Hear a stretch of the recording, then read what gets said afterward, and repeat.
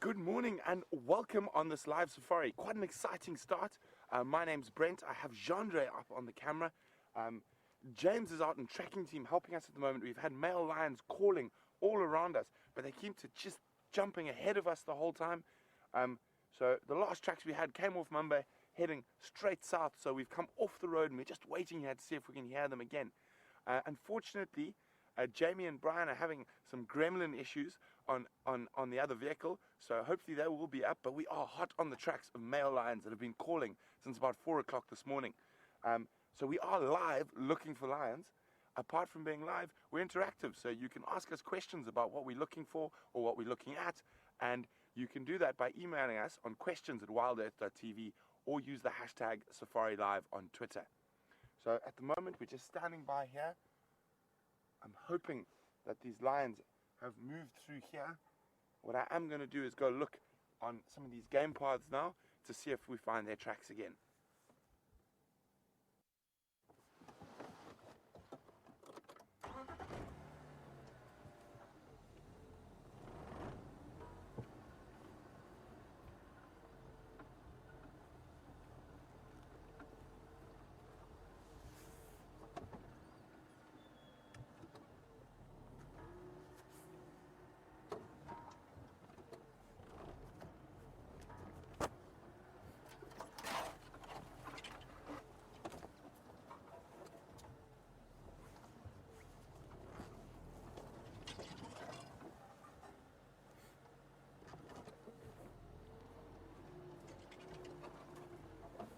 Nothing on that particular game path. We're going to check the next one that's slightly further to the east.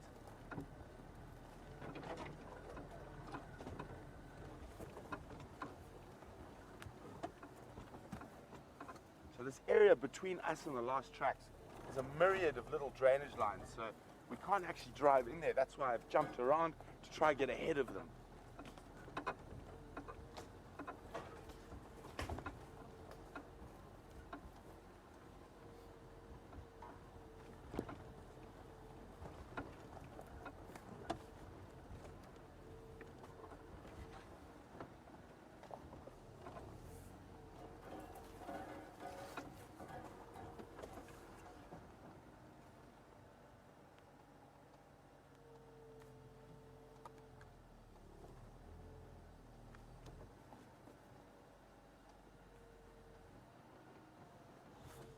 Quite a chilly morning. It's about 11 degrees Celsius, 51 Fahrenheit. A nice big game path coming up ahead.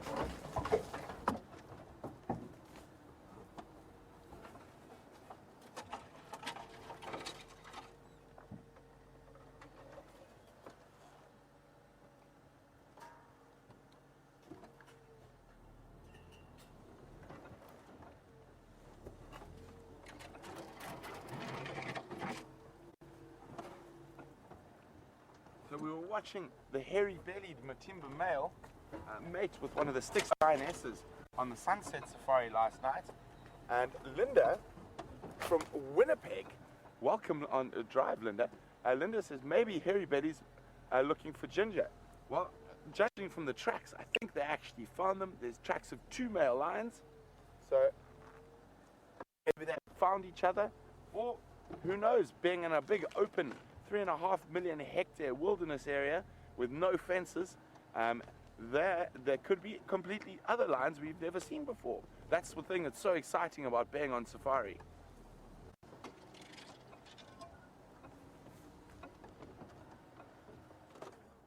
So we're just going to listen again. I'm just going to get hold of James on the radio, so see if he's got any tracks. He's looped ahead of me. James.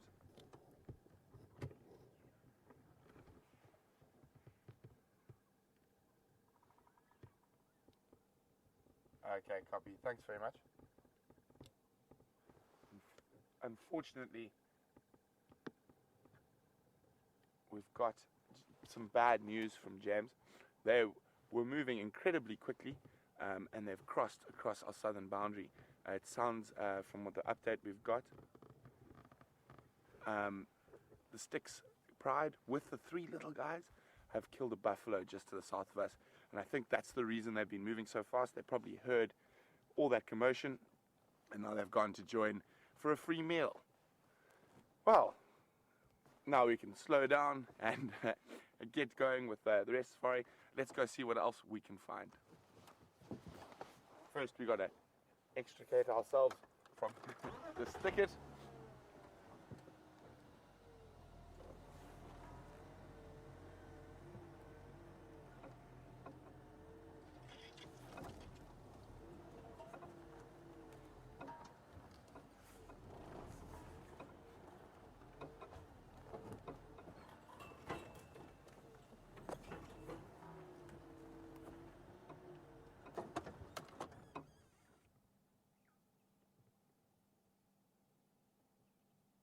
Just caught the tail end of them calling to the south of us, and definitely south of our boundary. But at one stage there must have been about a kilometer from our camp, and that was at about 4:15 this morning. And even when, as we got moving and got onto the vehicles at about 6, we could hear them. They definitely still were on Djuma, but I think they definitely possibly heard either those six ladies fighting over the buffalo or actually even catching the buffalo, and that's why they have taken off like a bad smell and headed towards a free meal.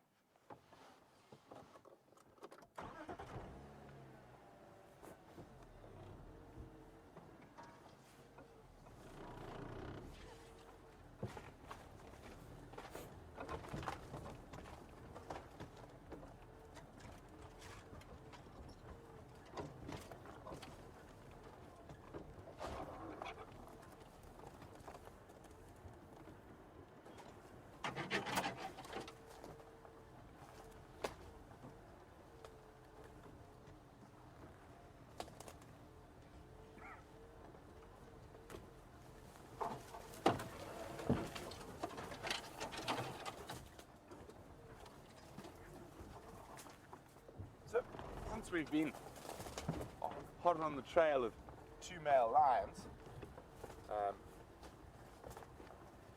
Jenna from Oregon is wondering what is the scariest moment I've had as a guide.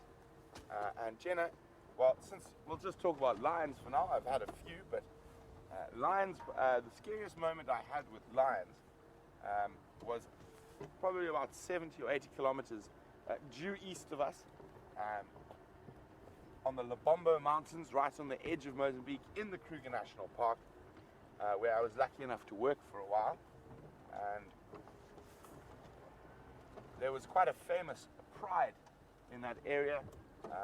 National Geographic actually did a show on that pride, and it was called the Mega Pride. While I was working there, there were probably around between 30 and 38 lions in that pride, and they had a coalition of 4 big male lions that were dominant over that. Those big males had huge home ranges and obviously covering different prides. So sometimes we didn't see them. We can actually hear the lions roaring again just to the south of us.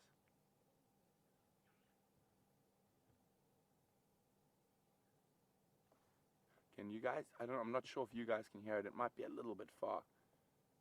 But that.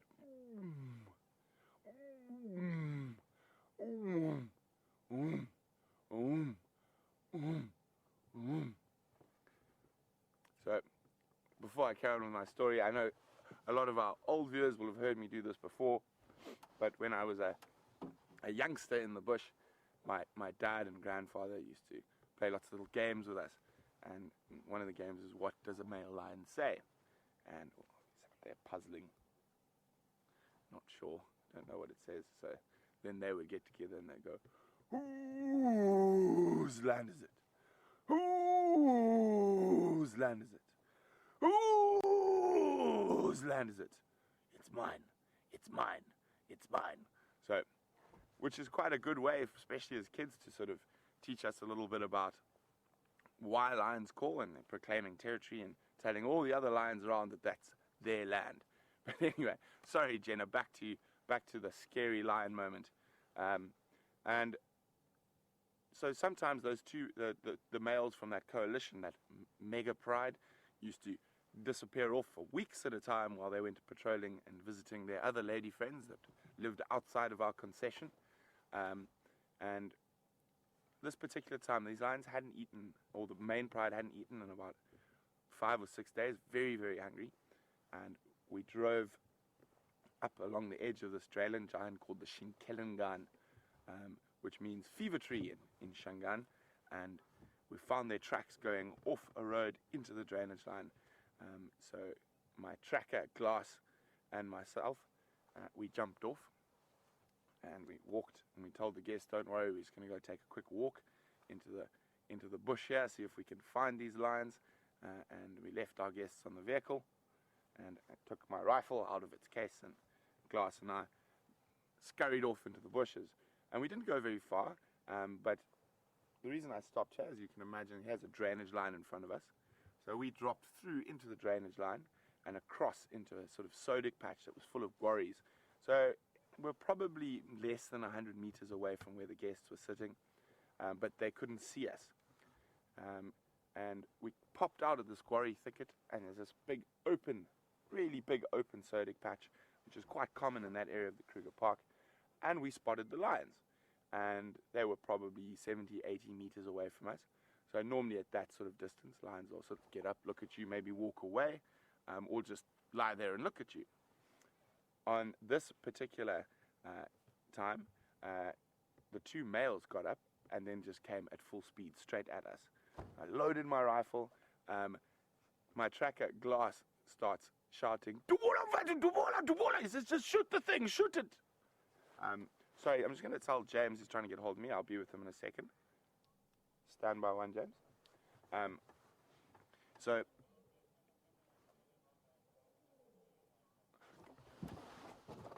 guys, we're gonna cancel the story for now. The lions have changed direction. Sound like they're coming closer to us.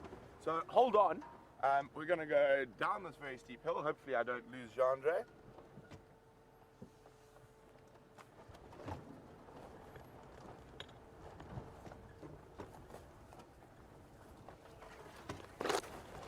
Okay, so hold on, guys. I will finish that story, don't worry.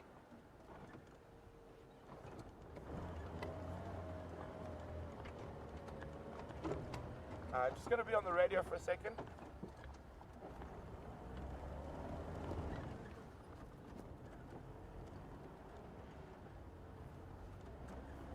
I'm just going to chat to Craig. Oh, back book box.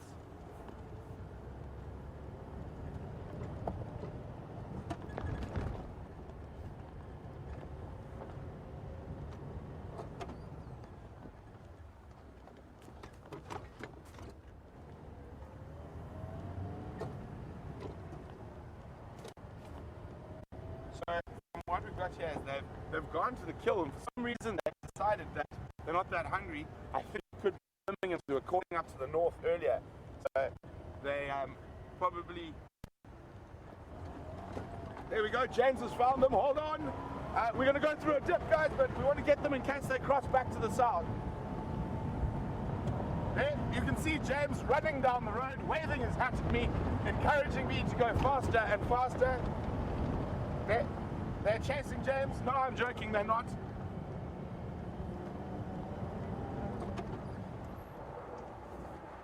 Whoop, on Leadwood Road.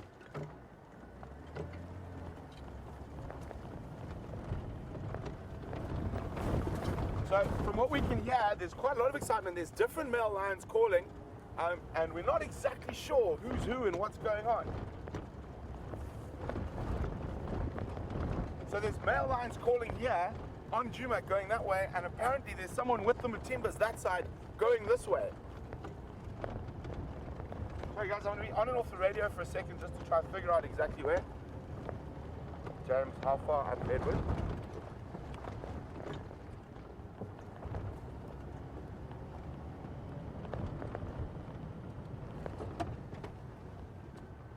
Okay, copy. So sort of towards that sharp corner.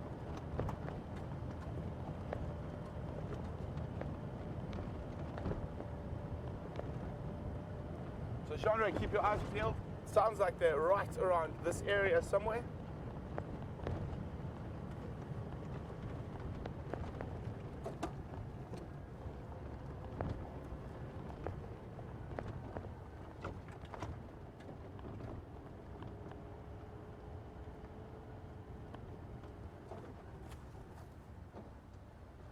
this is the area where James, while he was walking, he heard them calling. He thinks they might be around here.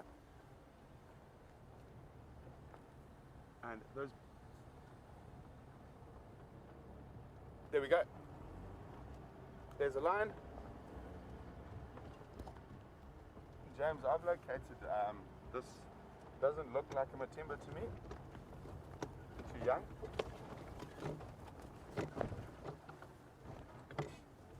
Okay, so this is definitely not a Matimba.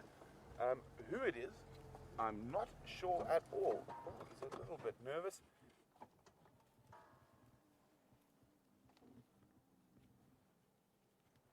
I've only got visual of one. There could be a few more. So this is really exciting, guys. I have no idea who this lion is.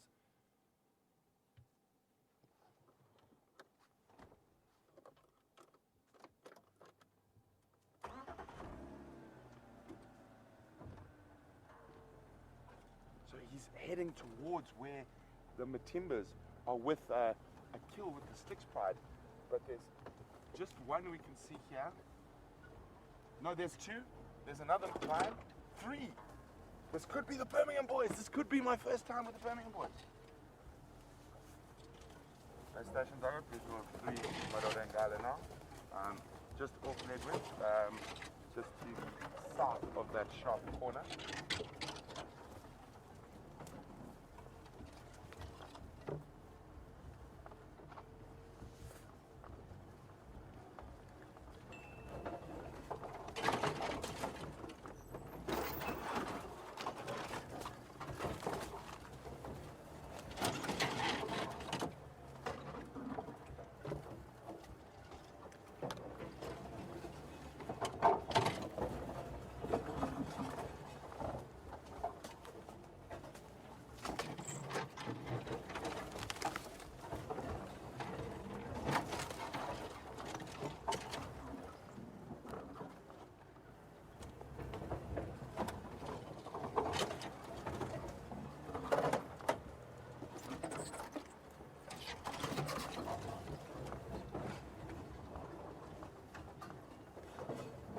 So what I'm going to do is I'm going to try to put us right in front of them in case they're going to roar towards the Matimbas. So apart from looking at them, we should get the full force of 3 male lions roaring. So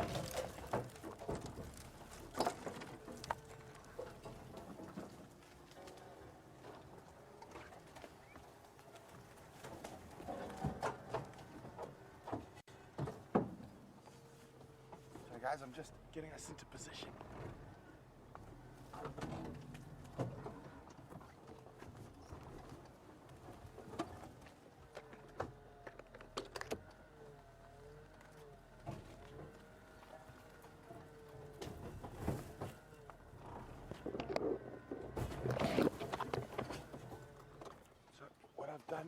Chandra is going to show them to you now, but in case they do roar, we're going to be right in that sort of vortex of sound. So I've never seen them. Oh, quiet. There's that little grunt before a roar.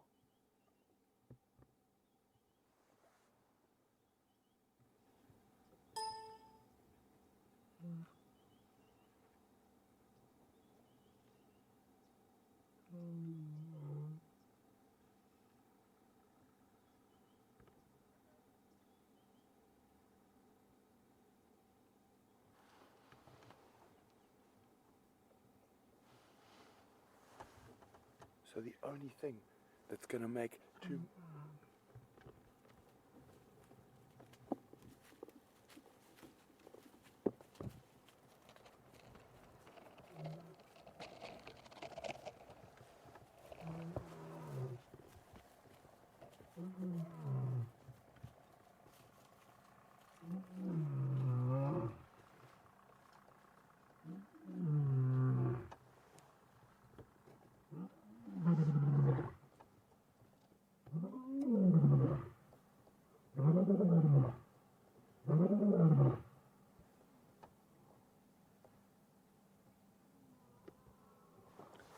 There the Matimbas are answering.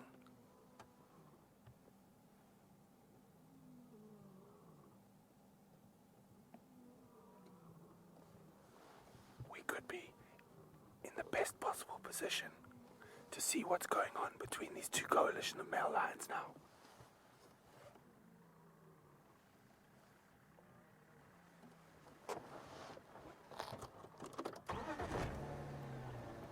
Okay, so we're going to try to keep up with the head of that, and there's, as I was about to say, there's only one reason why two male lions would leave a free meal like a buffalo, and that's because there's a potential threat of other male lions in their area.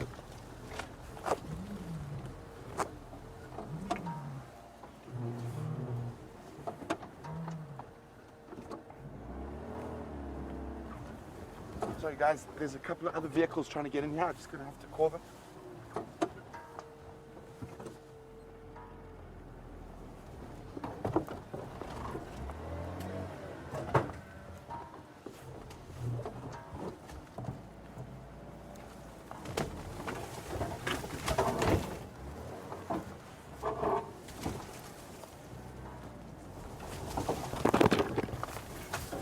Watch out, Chandra.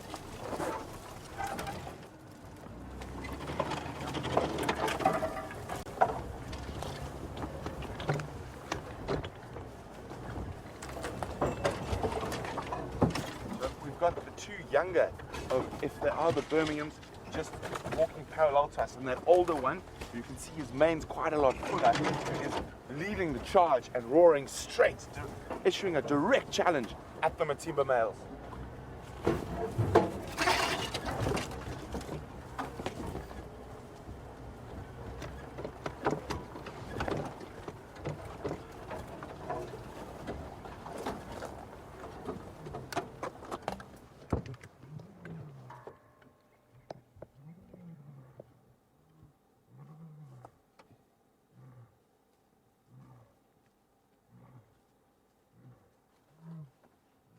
Be on the radio for a second, guys.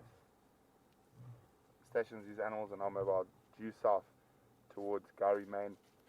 Probably halfway between, they'll pop out probably halfway between the Mawati and Cheetah Cut Line.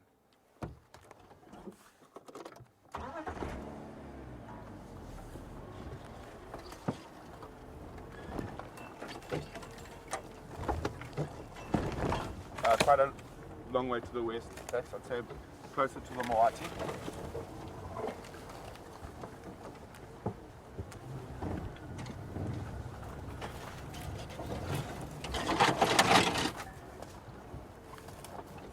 Sounds like James has found the Matimbas quite close by here as well. So who knows what's going to happen? Are these three Birminghams going to run back to the north, or are the Matimbas in for the fight of their lives?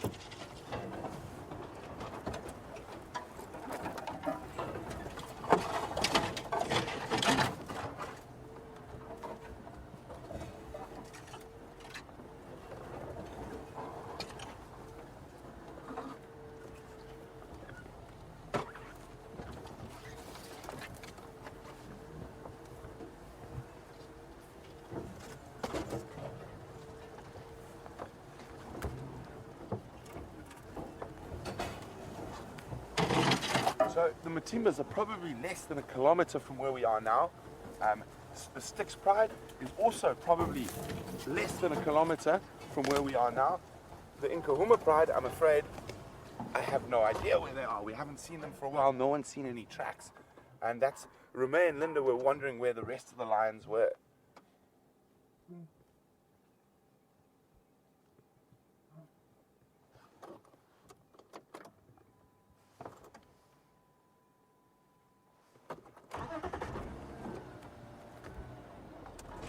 I'm hoping they don't go too far. To the south there's some really messy drainage lines that we would have to try and go through.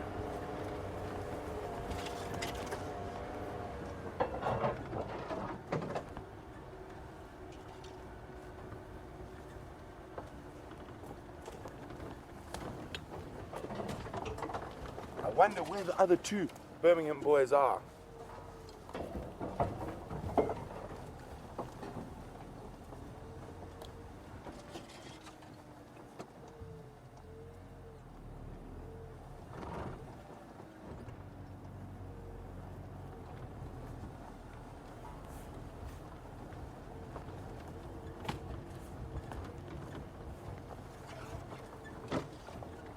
So as these Birmingham boys head closer and closer towards the sticks and Matimbas,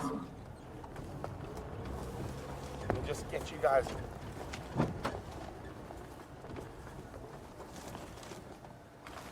Text, they're now heading towards the Mnisikaya. I'm nearly on the Mnisikaya road. They've changed direction a bit.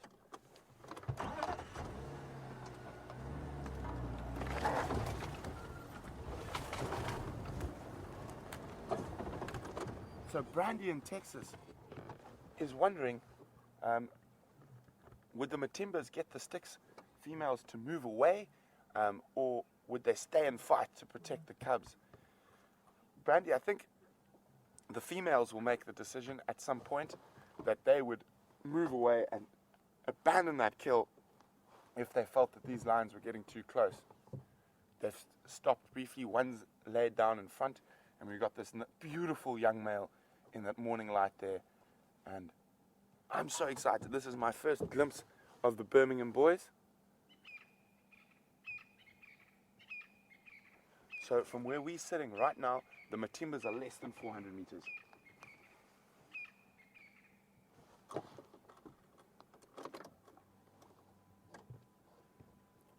This could be just a testing out foray. Call. Quite a lot of sort of showing off to see whose sounds more impressive.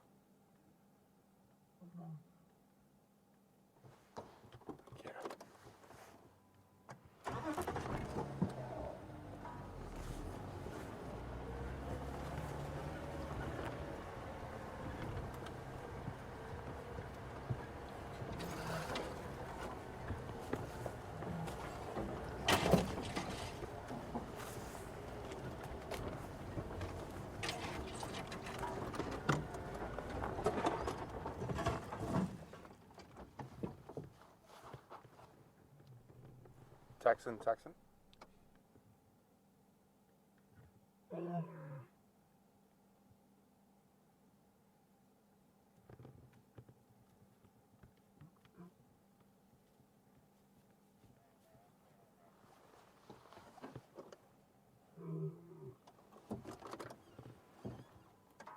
Copy. These three individuals are now at the old Mnisikaya, heading directly towards your position. There we go, scent marking in the core of Matimba territory at the moment. This is definitely the beginnings of attempted pride takeover.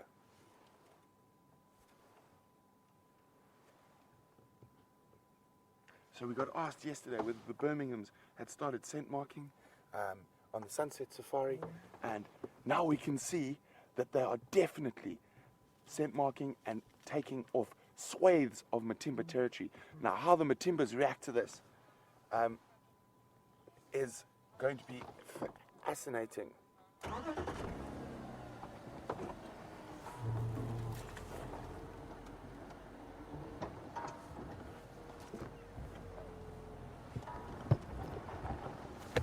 So we're now probably 200 meters away from where the Matimba males are.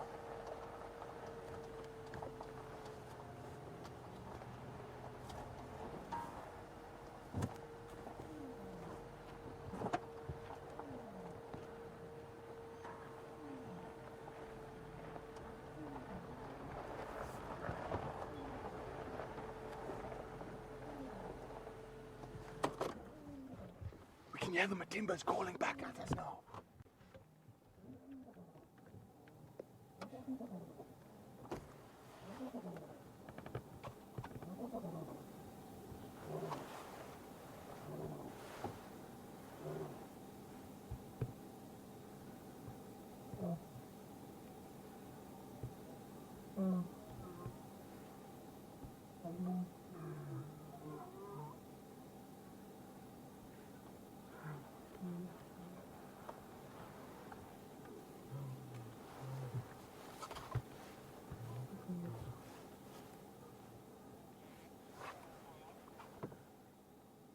So,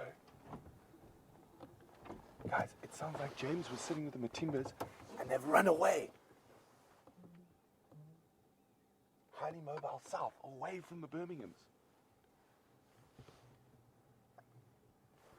Isn't this fascinating? I thought for sure that they would stand their ground, but now I'm really interested to hear from the guys to the south of us. What?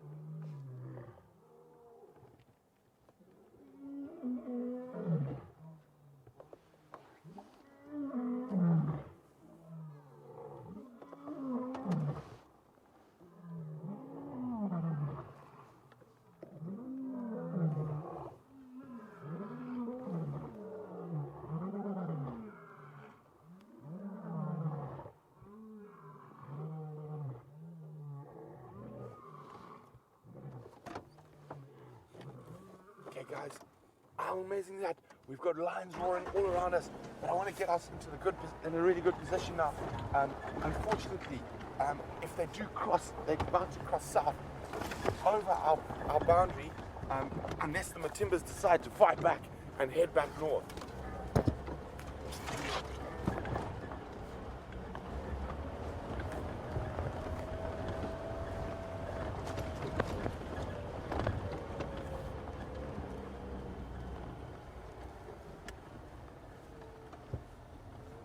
That we will just get into the spot.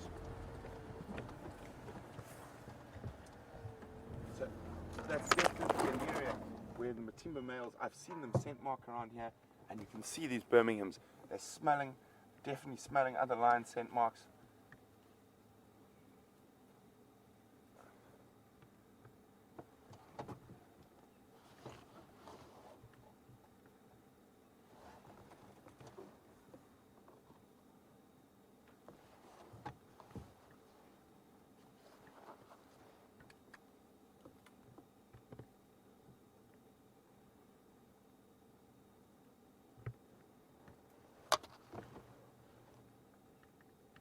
So as we see these young Birminghams scent marking over the Matimbas, Edward was wondering, do they have a distinct smell like leopards do?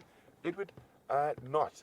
I mean, it smells vaguely like urine when you're very close, but not as distinct, not like that buttered popcorn of a male leopard or female leopard. So I'm just going to wait for this guy to cross, and then the boundary is probably 50 meters from us, and they are hot on the heels of the Matimbas. And so we're just going to try to get there before they cross.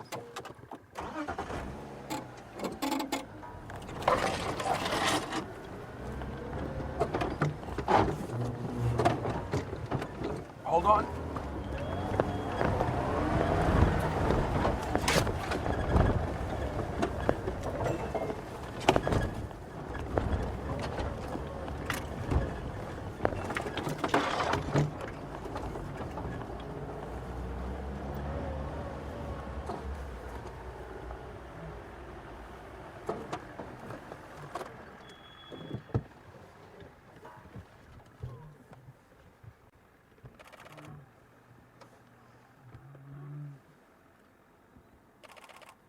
So if you hear that click, click, clicking away, it's just me taking a few photographs. I encourage you guys to do the same. Get some good screenshots. So from what I understand, those two Matimba males were probably lying up just to the other side of the road we are now, and they just decided to run away south. So what a fascinating morning it's been so far. And finally, the question was whether the Birminghams are really putting pressure on the Matimba coalition has been answered. And the answer is most definitely 100% yes.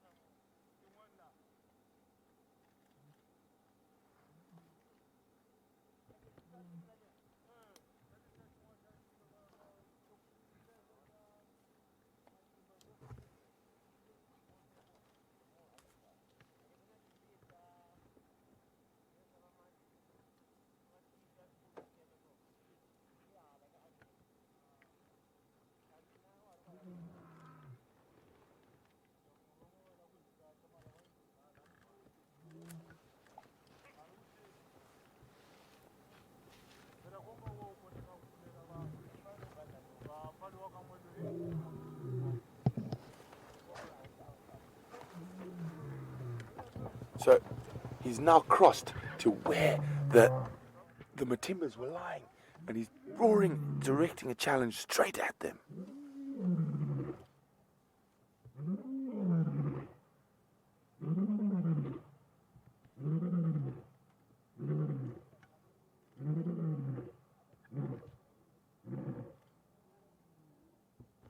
The Matimbas are answering.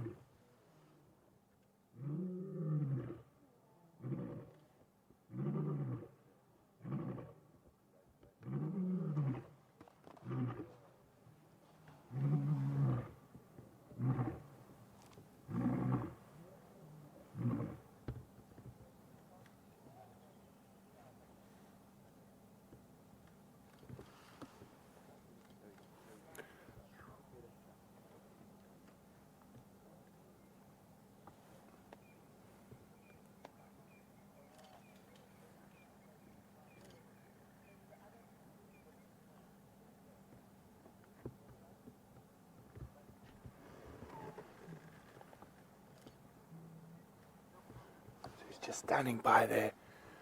It's going to be fascinating whether the Matimbas decide to respond to this challenge. At the moment, from what I hear, they took the chicken way out and they ran to the south. So both Matimbas are together. George Ann from Illinois was wondering that. And so far we only have 3 of the Birmingham males here. But there were so many tracks around on all the roads this morning that it's possible that the other 2 could be en route.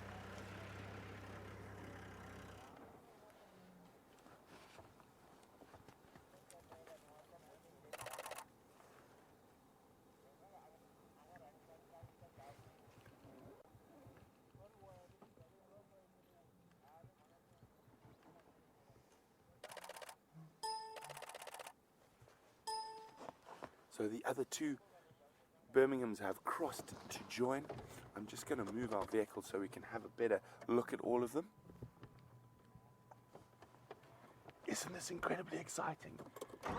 The only one slight wish I did have is that the Matimbas ran back onto Juma and all the action happened there. Unfortunately, it looks like it's going to happen south of our boundary at the moment.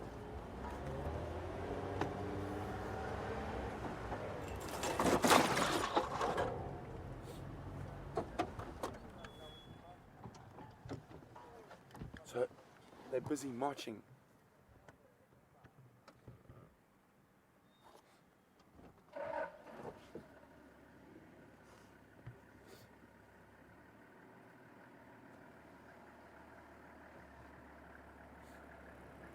So obviously this is very, very exciting.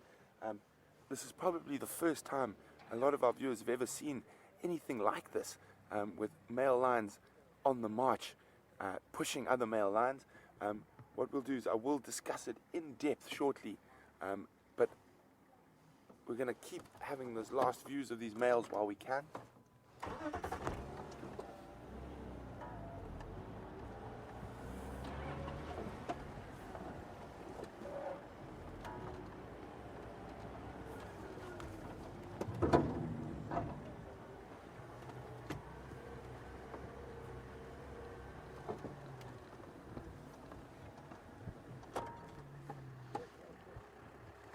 We're going to try have a look at the last views. They disappear. They're calling again.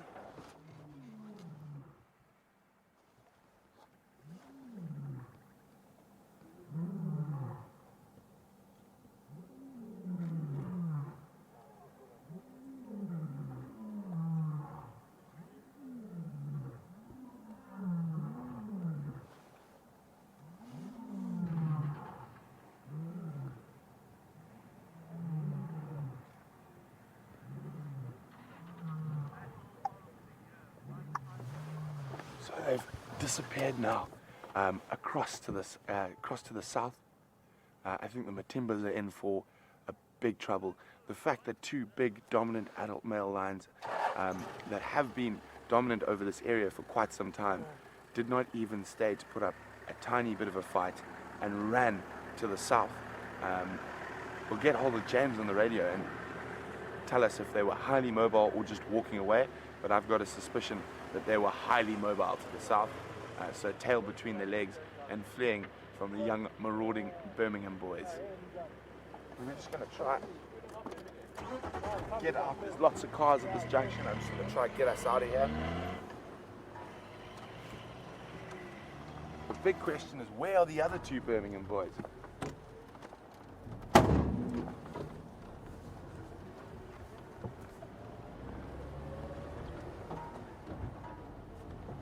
Okay, we're just going to get away from all the pandemonium and traffic on the boundary, and then I'm going to stop and we're going to discuss and go through what's just been happening.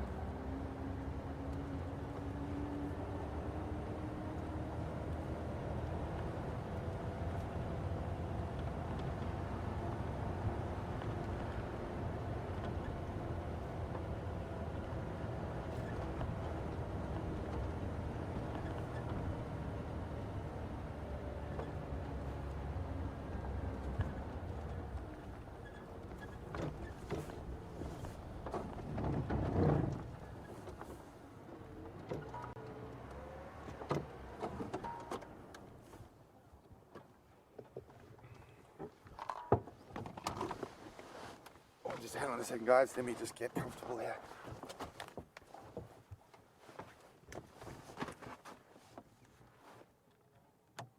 What an absolutely fascinating, fantastic morning. You can still hear the lions roaring in the distance now. And obviously, I'm just as disappointed as you guys that we can't stay with that action. But who knows what's going to happen. Maybe the fight or chase will come back onto Djuma at some point. We'll definitely be checking the southern boundary really, really carefully. So there's quite a lot of questions, and I'm sure you guys are really as excited as me is about what's happening. But Jen, and I'm sure Jen's worried about the Styx cubs and females, and she'd like to know where exactly that kill is in comparison to where these lions were. Jen, almost directly where those Birmingham Boys were heading. I will try to get hold of some of the guys from the eastern sections a little bit later on a different channel to find out if those Styx lionesses did move off immediately. My sneaky suspicion is they have left that buffalo and they have hightailed it out of there. The Birminghams look like they're the ones who are going to be scoring a free meal at the moment. That'll also be a really interesting thing to watch, whether they stop and feed on that buffalo or they decide to keep putting pressure on those Matimba males. Oh, okay. So much excitement so early in the morning. How can we... So let's start basically back. Let's calm everything down. And let's talk about pride takeovers. Obviously, we've chatted quite a bit about speculation. Now we've seen what's happened.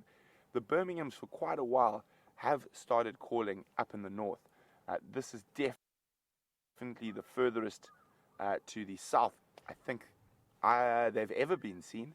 I know they have occasionally gone into the western sections, and they did that.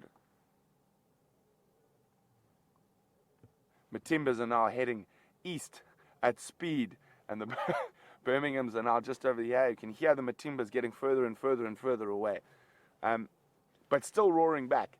So basically what they're doing there is they're trying to sort of pretend they're still big and strong, and they're trying to intimidate those young males by vocalization, and obviously it does not seem to be working at the moment. It'll be very interesting to find out whether those male lions do stop at that buffalo carcass or continue to push the Matimbas. So as male lions get to this sort of age, the young guys, the Birminghams, they start getting a little bit more cheeky. So they'll start calling in another coalition's area, and they have been doing that for quite a while now. We've often heard those 5 male lions roaring to the north of us, and then this morning when we first heard the lions calling, now it makes me wonder. We were pretty sure we heard Birmingham's to the north at around 4:15 and Matimbas to the south. So the Birminghams then seem to have responded, and they've literally walked a hell of a lot of roads in Djuma. Like almost every road around Pangolin, Weaver's Nest, Central, Basileia, Vulture's Nest, Nyala Road South, Mumba Road. It's just got lion tracks all over it. So what's possible is the Matimbas might have been there, or this could just be Birmingham's scattering. And it'd be very interesting to see. I just heard now that the other two Birminghams have actually crossed south, but further down. So all 5 Birminghams are actually in the south, and I'm quite sure they're going to join up to carry on using that sheer force of numbers to put pressure on the Matimbas. So what's going to happen now is one of two things.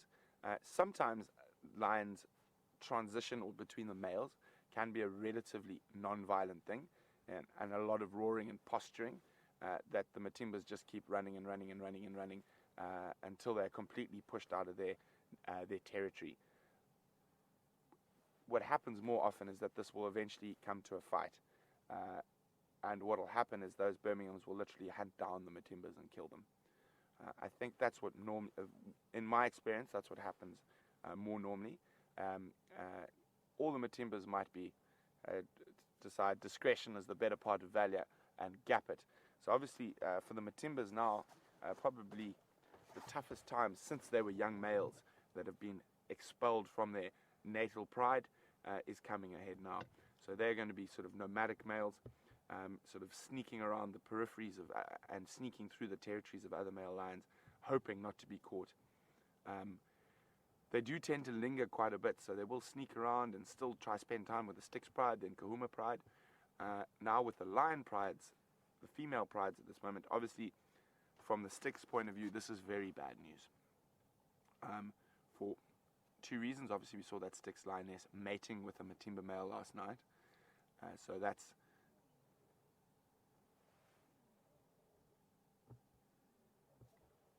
sorry guys, just listening, because if there's a big fight and chase, you never know which direction they're going to go.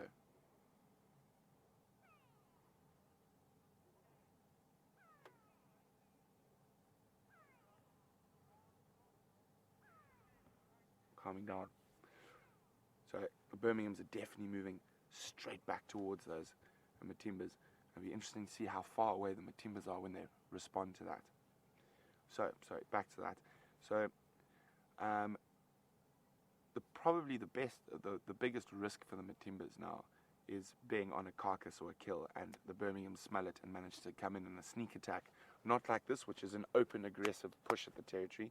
So now they've sort of, the fact that the Matimbas are moving off, they might sort of feel that they've got the upper hand. This could change. The Matimbas might fight back tomorrow, and they just don't feel like it today. And the thing is, you never know what's going to happen. But as I was saying, the biggest threat now to the female prides, they're just calling and calling. The female prides of lions is these Birmingham Boys, and specifically the Styx pride, because they do have 3 young cubs, as well as the one female has just been mating with the Matimba male. So very interesting time. Unfortunately, and I know a lot of you are going to be very, very upset to hear this, is that it's probably very unlikely those 3 cubs will survive to adulthood. Most likely scenario is the Birmingham Boys will unfortunately remove them, and in removing them will cause the females to come into estrus again, and so they can mate and try sire the next set of cubs. What's very interesting, and this is very new sort of information that's come out of a very recent study, is that with lion and leopard, when there is a territory takeover like what's happening at the moment, the females, that first set of estrus after their cubs are killed, or that first set of estrus that they have with new males, is almost a false estrus. So it's a false estrus.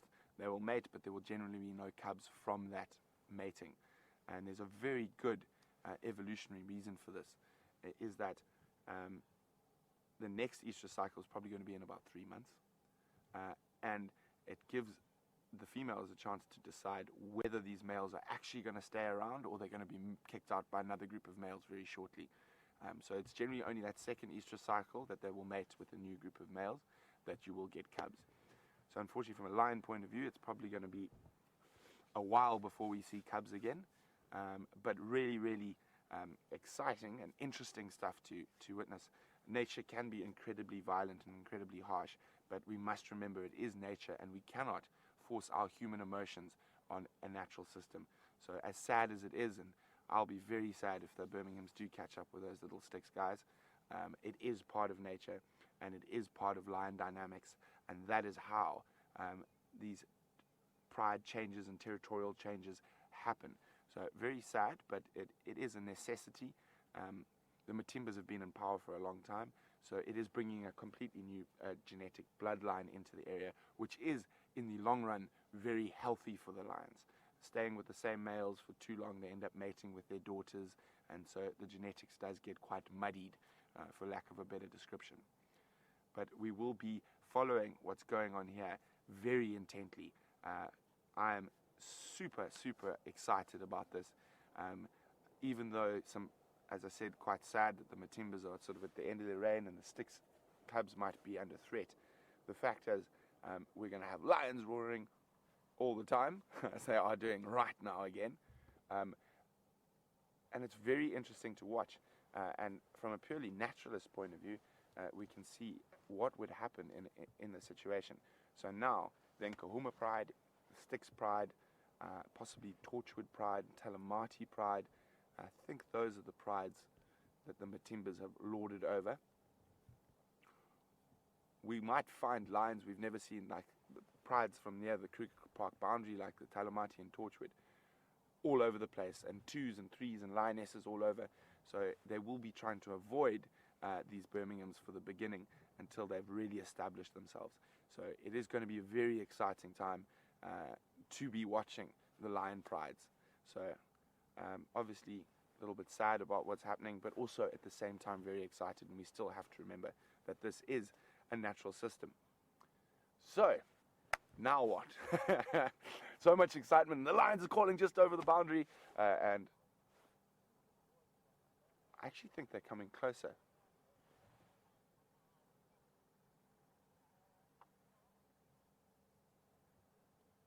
I think it is worth staying very close to this area. Those audios sound like it's much closer than it was before. Let me just turn my radio down while I was chatting to you guys. I'm just going to ask Tax what's going on.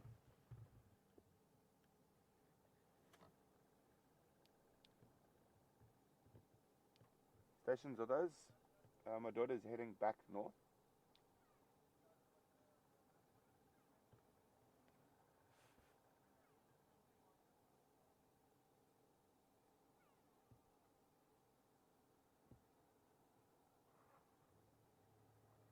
Yes, they are. Okay. Hold on, we're off again.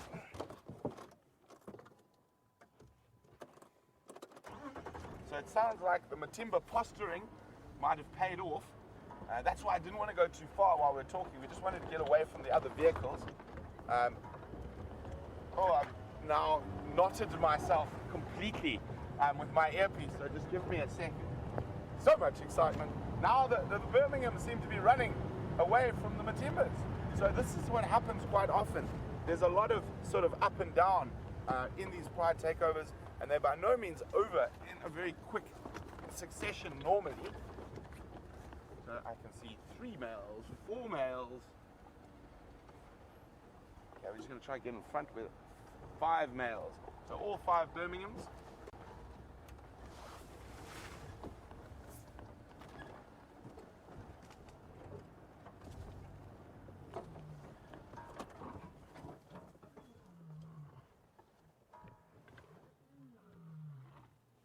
Still roaring, but just possibly not looking as confident as they were.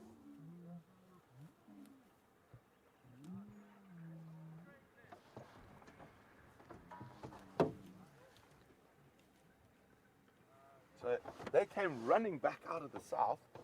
So the Matimbas decided obviously to give a good account of themselves. And obviously it's quite frustrating for us because we don't know exactly what happened down there.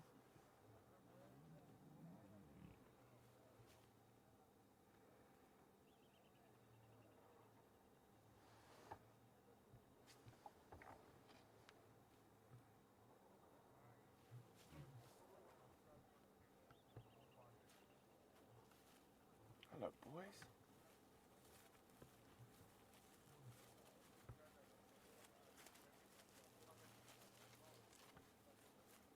Okay, guys, Tex says he can see the Matimbas coming behind them.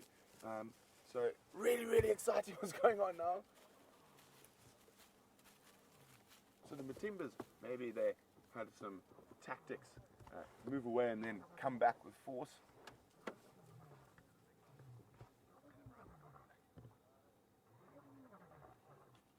That roaring we're hearing is the Matimbas. And here comes the last of the Birminghams at quite high speed. Oh, he's going to stop for a scent mark though, just in case.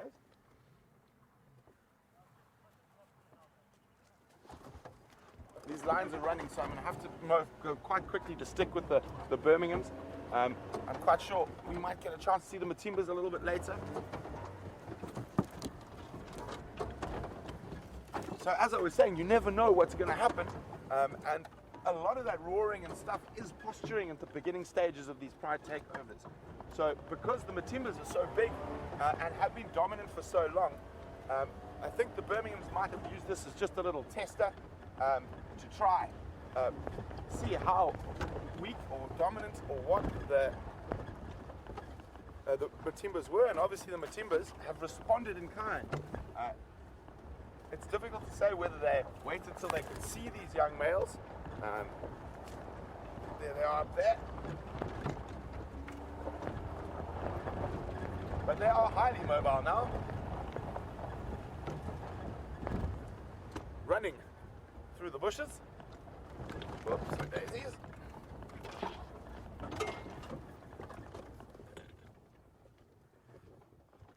Looking back over their shoulders.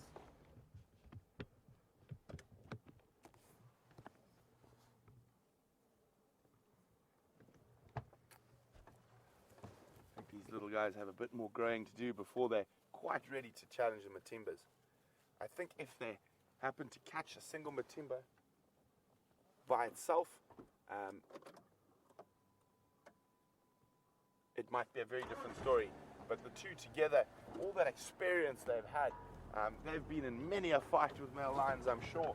So that will definitely count in their favor.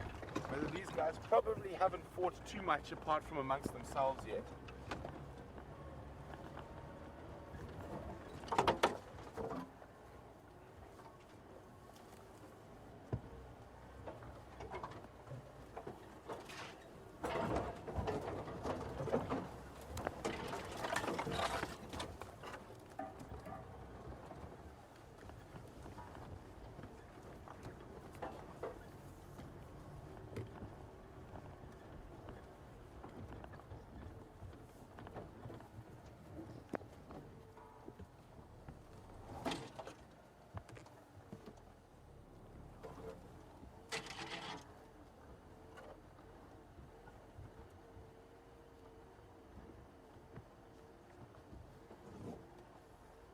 So we've been listening to an incredible amount of lion vocalization this morning from the Matimbas and from the Birminghams.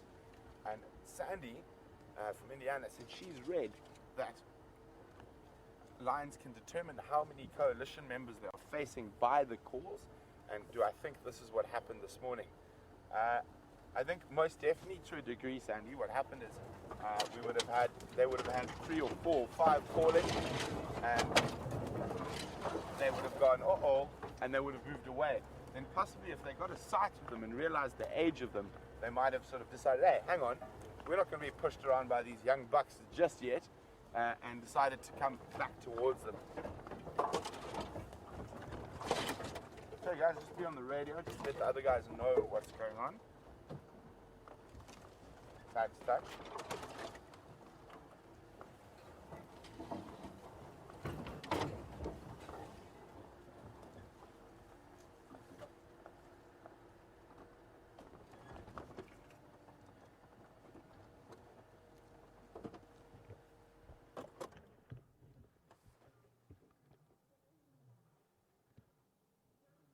Sounds like the Matimbas have crossed into Juma as well, but we're going to stick with the Birminghams for now. Taxon. Big hole. Okay guys, these Birminghams are about to come out onto Leadwood. Confirm Matimbas have crossed north as well.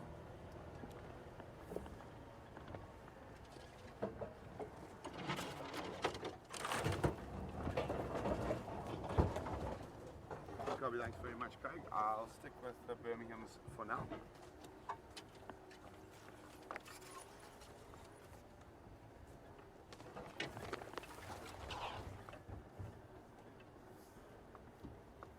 They are heading north, just crossed Ledwood Road.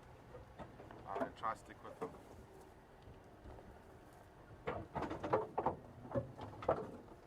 So they are going into quite a difficult area.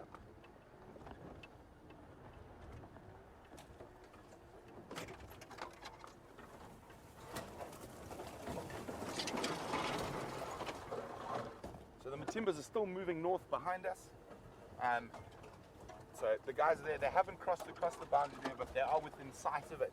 So it'll be very interesting to see if the Matimbas decide to really push forward this advantage that they've won and keep on these guys.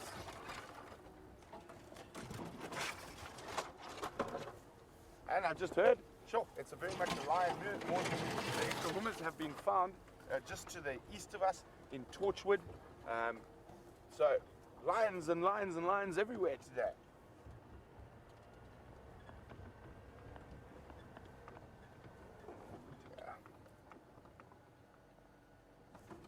This is a very, very difficult block.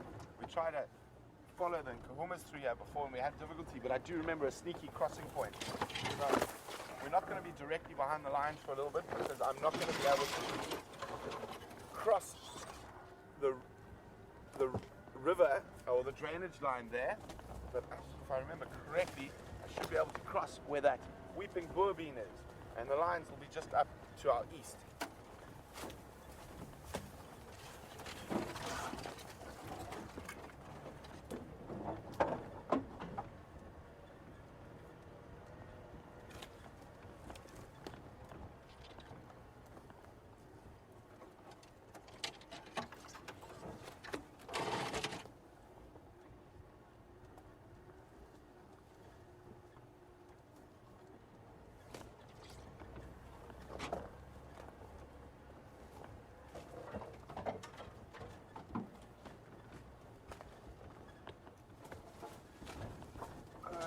Sorry guys, I just need to concentrate quite heavily now to see where I can get through this drainage line.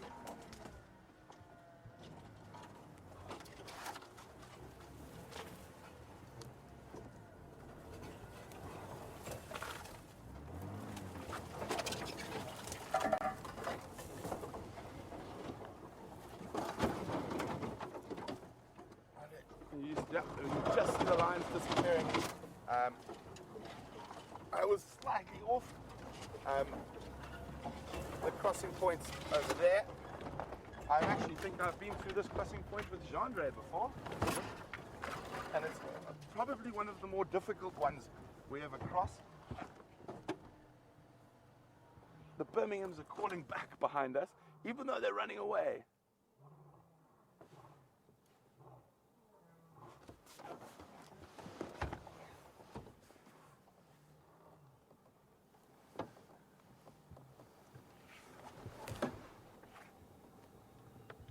Okay, they've stopped calling now.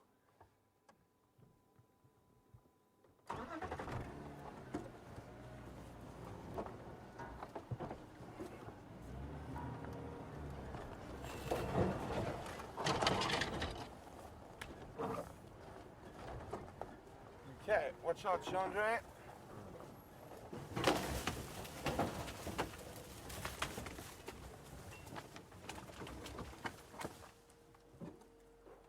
Okay? Yep.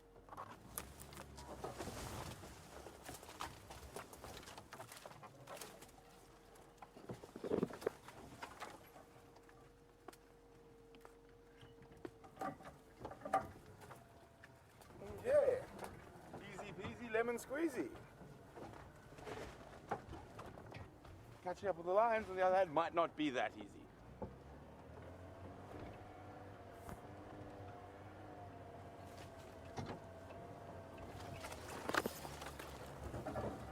Okay, so an update they got lost them that's across the drainage line, but they're still generally mobile straight north towards Matimba Road.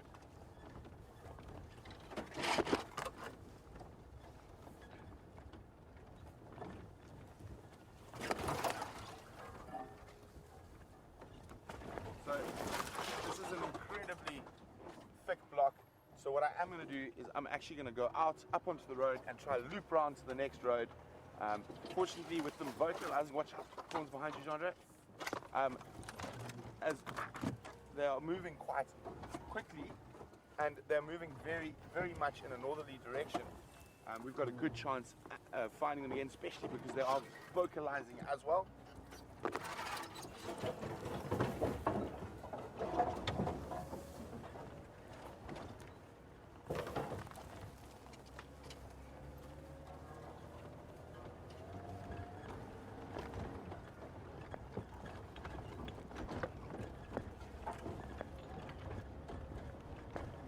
Sorry about all the bumps. You have to try and get there quickly because they are moving so fast.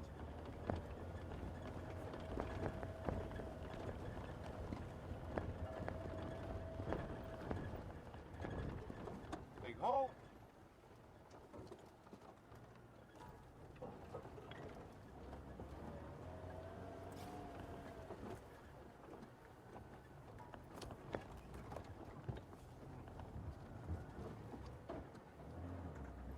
Okay, out of the bush, let's try zoom around to Matimba Road.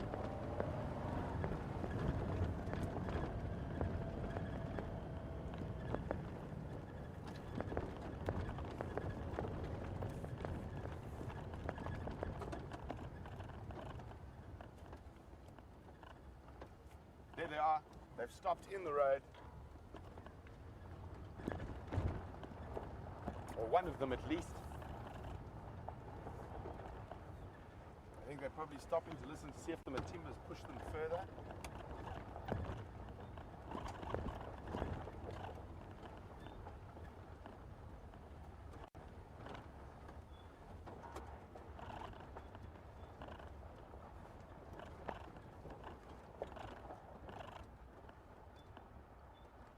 So not often you get to look eye level of the line when a nice little drainage line he's lying up above us.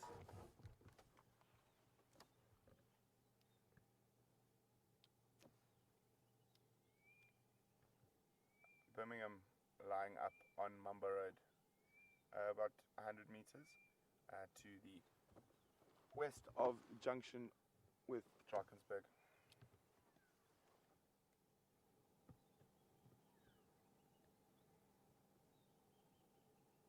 So we can only see one, but I'm quite sure the other five are probably not too far off.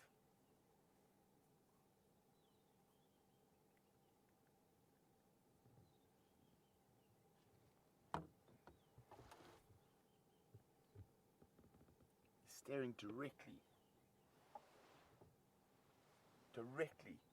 towards where the Matimbas were coming from, listening intently, trying to see if they call back.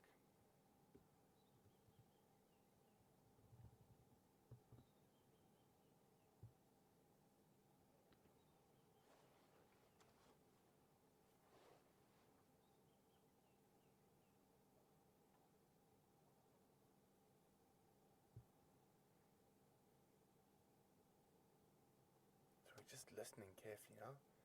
See if we can hear where the Matimbas might be.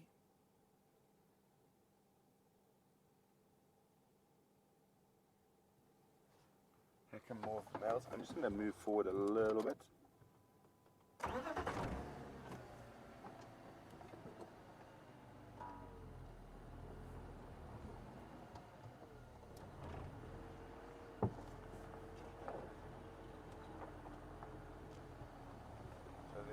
Others are arriving. It looks like they're going to continue.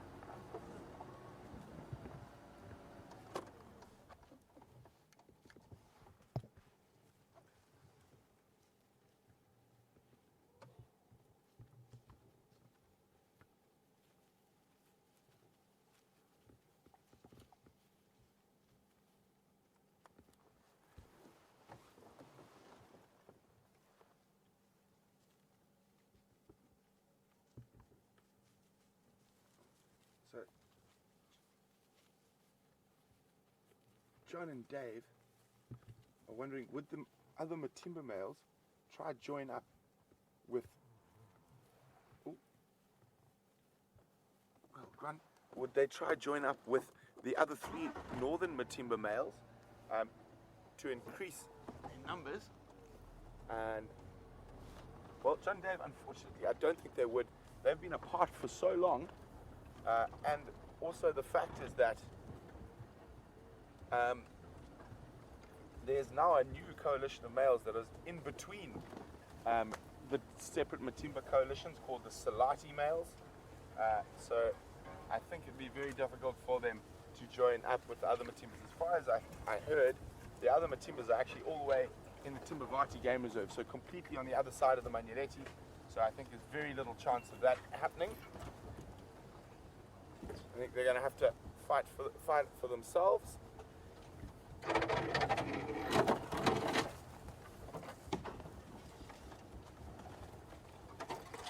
So they're going to go keep me busy now, going through quite a thick area.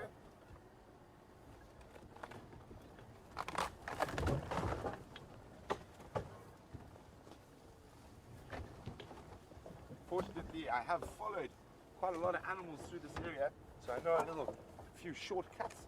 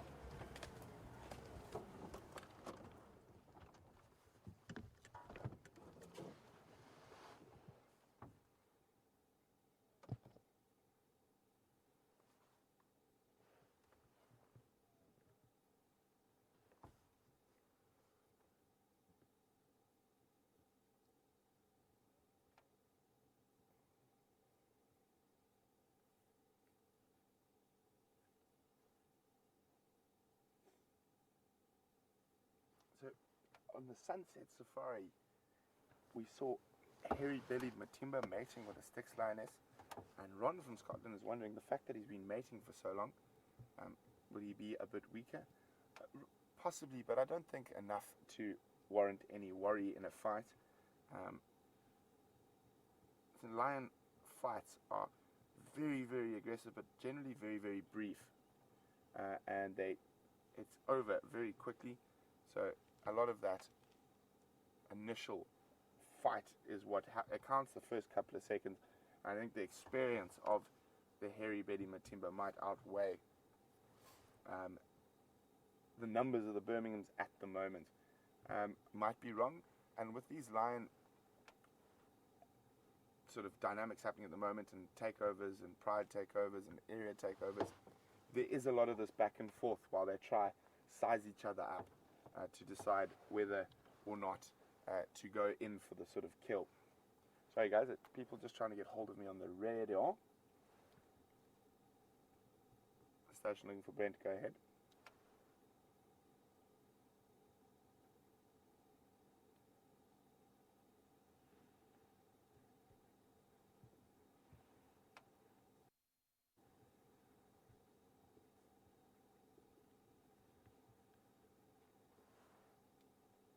Birmingham lying up now just probably 100 meters to the north of Mumba Road on the western side of that small drainage.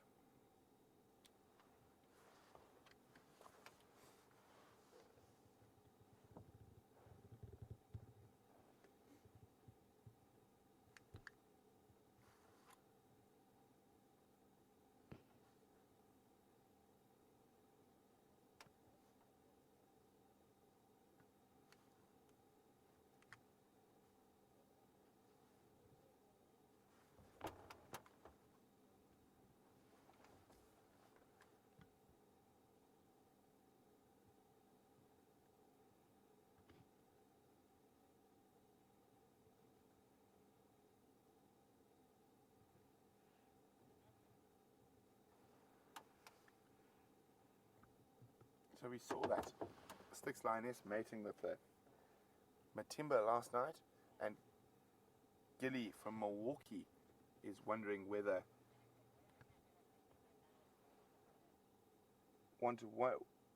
Gilly from Milwaukee would like to know whether she would mate with these Birmingham boys now that she's still sort of just off estrus. I think at the moment, Gilly, she would avoid them at all costs. They're young and they're not possibly the best option at the moment. Although saying that, if she came across one of them by themselves, she might. But I think a group of 5 at the moment, sort of young and dumb and full of testosterone, so they could possibly even attack her and be not sure what to do with her. So it's quite interesting to see what's happening at the moment.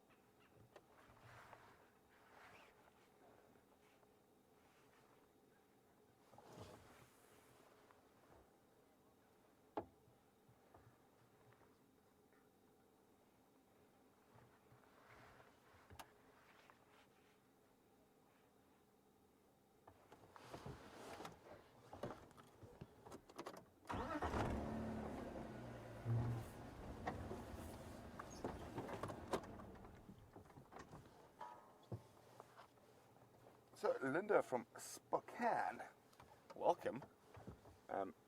Linda's on the mating and cubs and whatnot. Linda's wondering, would the Birminghams know that those cubs are not theirs?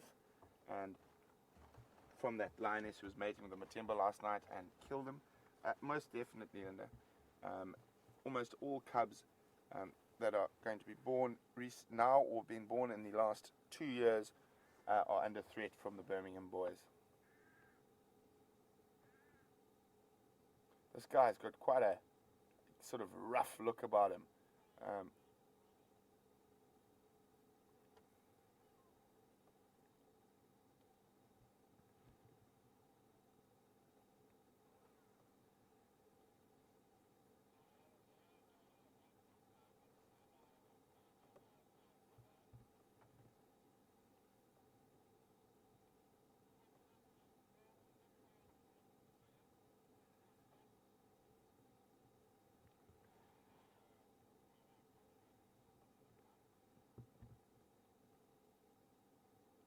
So I was saying he looks like he's been in a bit of a war, a bit like a boxer. Does look like he's got some swelling on his left eye. I'm not 100% sure. That could be from fighting with other members of his coalition.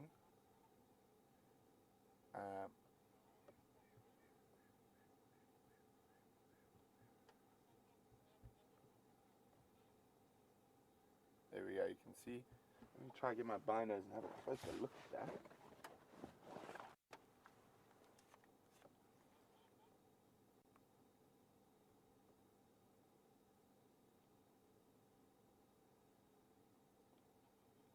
So, a little swelling. It does look like his eye is leaking a little bit of fluid, and that's possibly what's giving him that dark, almost like he's got a black eye impression. That might not be from fighting. That could he might have got grass in his eye that's irritated him, or even a stick.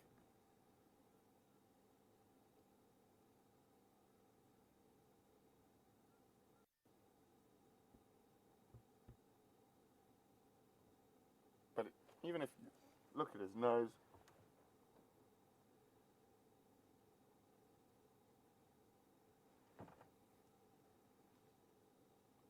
you can see there's a bit of bare skin behind his ear, and that looks more like he's been scratching than anything else. I don't think that's from fighting.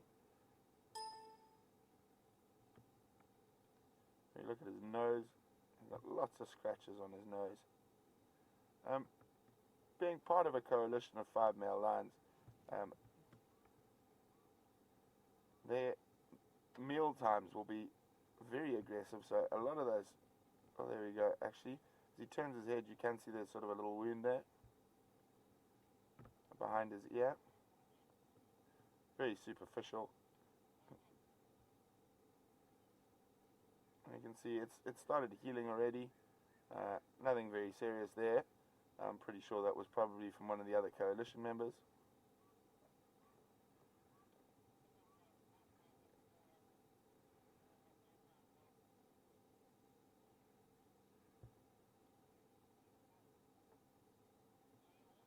Does look like he's got very, very short whiskers.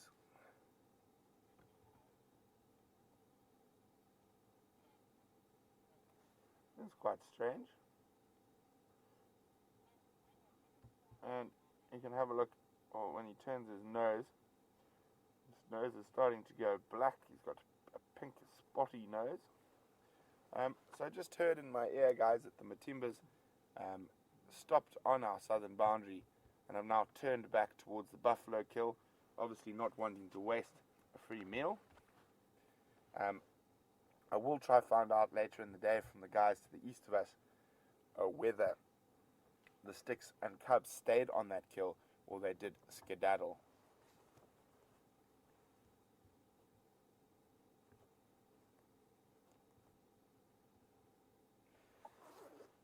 So guys, unfortunately it sounds like the gremlins on Jigger are not going to disappear today. So unfortunately you won't be seeing Jamie this morning, and you're going to be stuck with Jandre and I for the rest of the drive.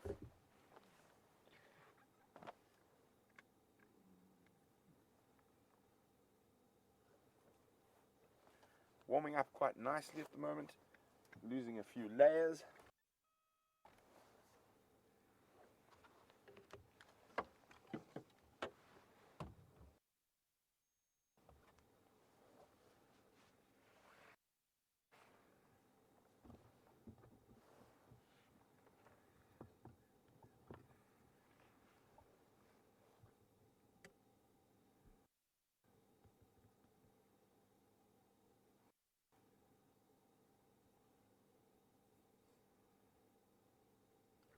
It has been an incredibly sort of exciting start. And Sandy from Indiana said she's been watching for many, many years, and said this is possibly one of the most exciting drives she's ever watched. Well, thanks very much, Sandy. Great to have you on the back of the vehicle. Really wonderful to have you with us. What I am going to do now is I'm going to try reposition slightly so we can have a look at some of the other males. Try to see where I can sneak around them.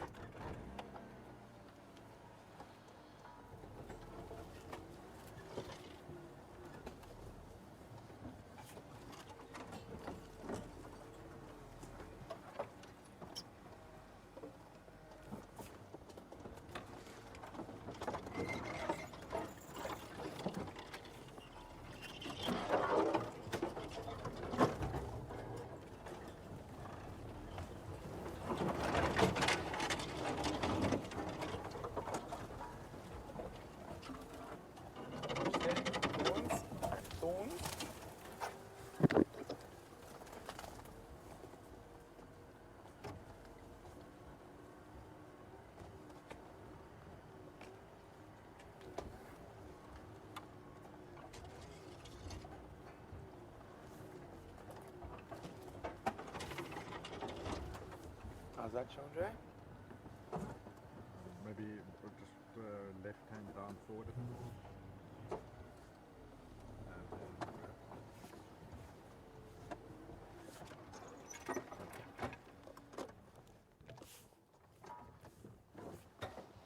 So then we can have a look at two of the other males, and it's fascinating that although I'm not 100% sure, there probably is a little bit of variation in age between them, but even then if you have a look from their manes, variation in manes between animals of the same age, and that was very apparent in that coalition I spent a lot of time with a few years ago called the Mapojos, and there was quite a famous one who got nicknamed Mr. T because he had a mohawk like Mr. T from the A-Team, Although most of the trackers didn't call him Mr. T, they called him Satan.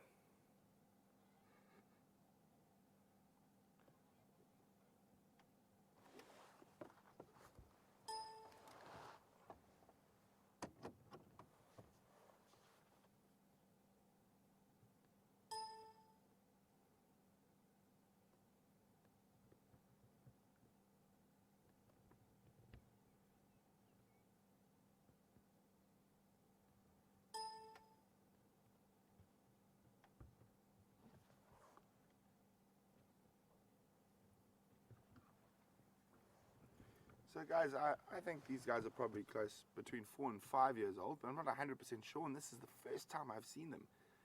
So if any of you guys have a little bit more information about that, please could you let me know if you know how old they are.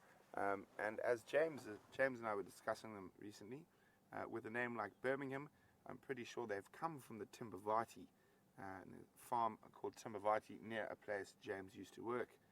So they are quite far from their natal range. That's obviously what you want with male lions, so they're not mating with their sisters and mothers and aunts.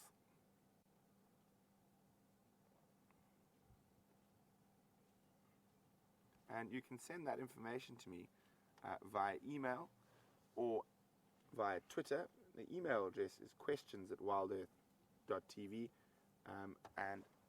or you can just use the hashtag SafariLive on Twitter.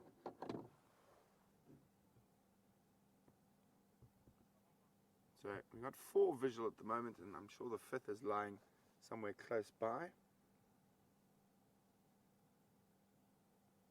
I'm just going to try reposition again.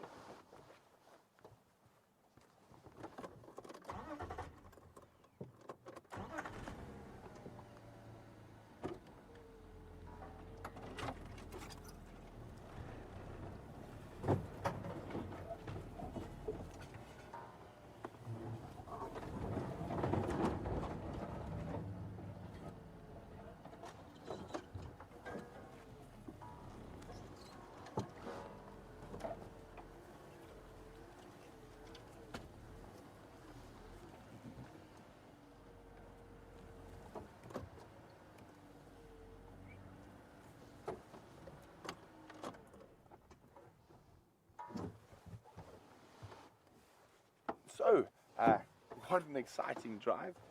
Lisa's wondering if I've been able to work out who's the most dominant of these males. Not yet. It was quite difficult because we only had 3 for the beginning moving, and the other 2 had already crossed into the southern section. Excuse me. But hopefully we will be able to figure it out as we spend more time with them. It'll be very interesting. And welcome to Bob, who's a new viewer. And so this is the first drive he's ever watched, and he says he's not sure whether any other driver is going to be able to top the excitement of this. Well, welcome, Bob. Thanks very much for joining us, and hopefully we can top the excitement of this in the drives to go forward.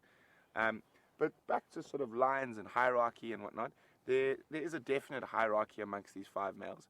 There will be one who is most dominant, all the way down to the least dominant. And that doesn't stay the same forever. It can change during the coalition's time, but normally it is relatively stable, but there will be sort of little jumps and drops. But now it looks like they're settling down. I don't think they're going to move too much from here.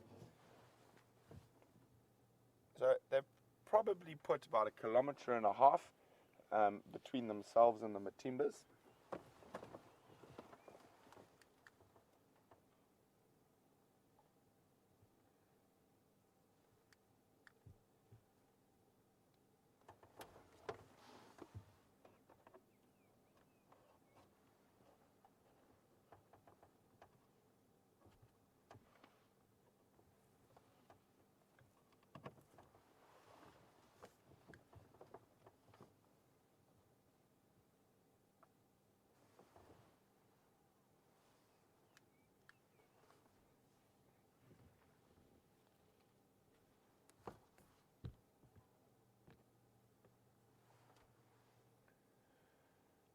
I know a lot of you guys have become very fond of a young junior of the Nkahumas, and Amy is wondering, is he in danger from the Birmingham Boys?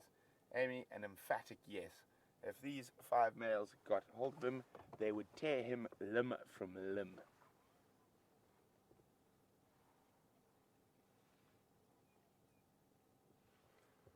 But fortunately for Junior, he is probably been listening to all of this, as the Nkahuma Pride's probably, as the crow flies, 2.5, 3 kilometers from here.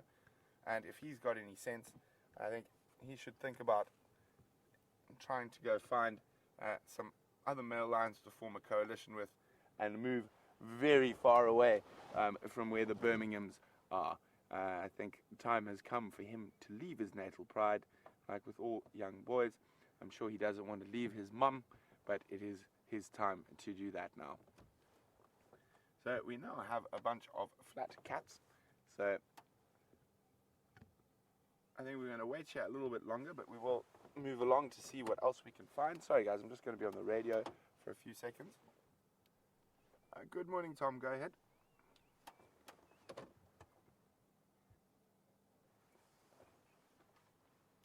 Affirmative.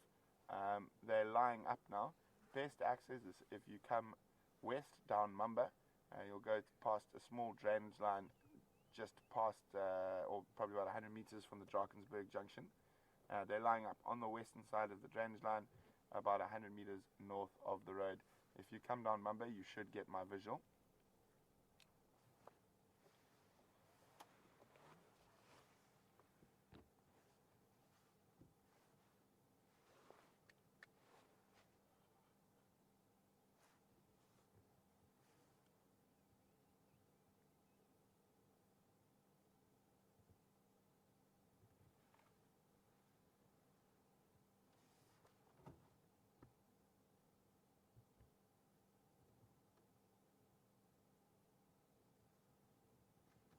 Thanks very much, Lisa, who's let me know the Birmingham Boys were born in 2010, so roughly around 5 years old, between 4 and 5 years old, as was my estimate.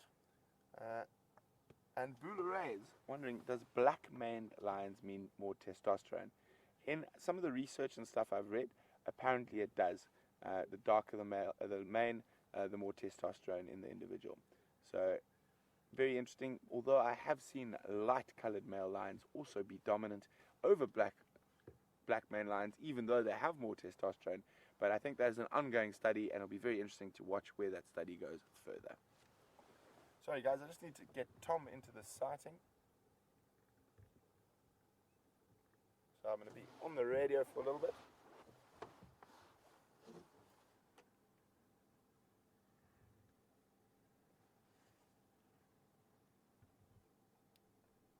Tom, as you come through that drainage, I'm directly opposite you now to the north.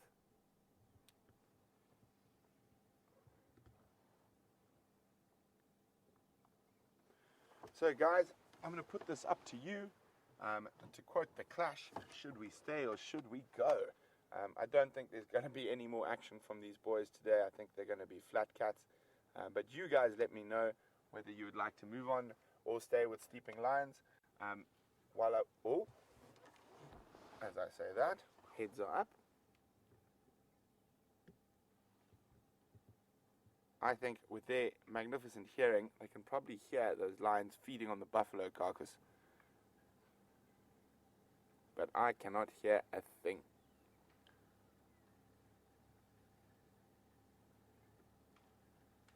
So, if you would like to stay, let us know on Twitter or via email. The email address is questions@wildearth.tv, and the Twitter handle is #SafariLive.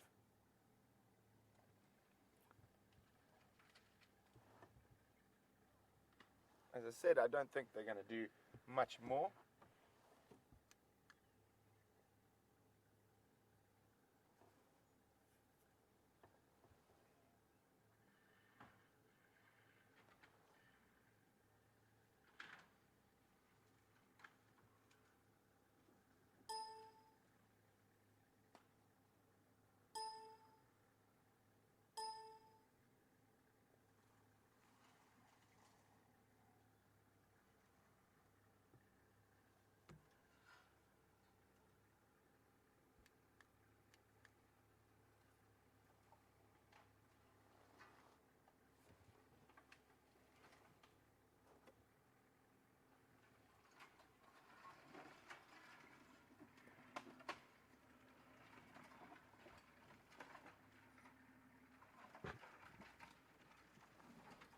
So, very, very interesting times ahead with these lions in this area. With all these males coming into this area. And even though they did give way to the Matimbas eventually, they didn't stop too far away. And they're still looking and listening intently to that area where the Matimbas are.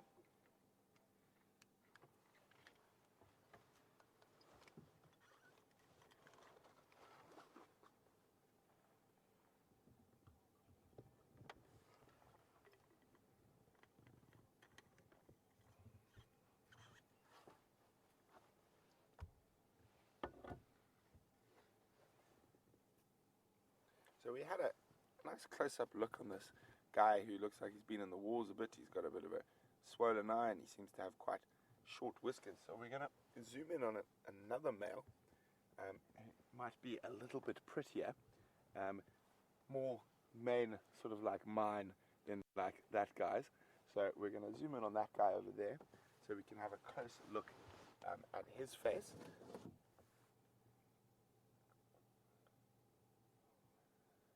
You can see he doesn't have any swelling on his face at the moment. Let me grab my binoculars so I can have a look at the whiskers. They also are quite short. Sorry guys, just getting hold of me on the radio. Standing by.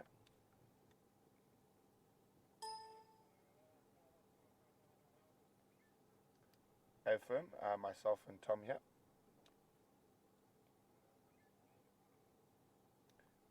Mumba Road, if you come west on Mumba, cross that small drainage line 100 meters from junction with Drakensberger. We are then probably about 100 meters to the north of the road on the western side of that drainage line. All 5 animals here lying up.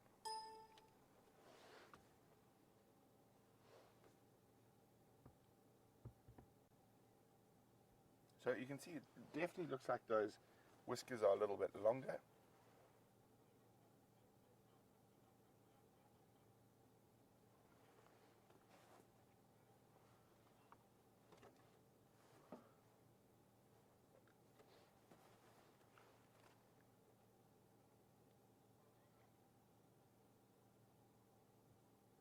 You can see he's got a nice little scar on his lip. And being part of a coalition of 5 male lions, they are likely to have a lot more scratches. Sorry guys, I'm just trying to get Abel into the sighting. Oh, we have some action up here. Oh, he decides, looks like he wants to roar back. It's the guy with the swollen eye. He's now moving. I think he might be looking for some shade. Difficult to say. Let's see what the other guys do.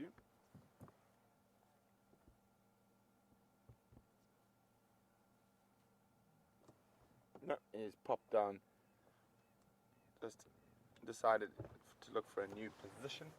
I'm just calling Abel on the radio quickly. He is trying to get into this sighting. Just explaining to him where it is.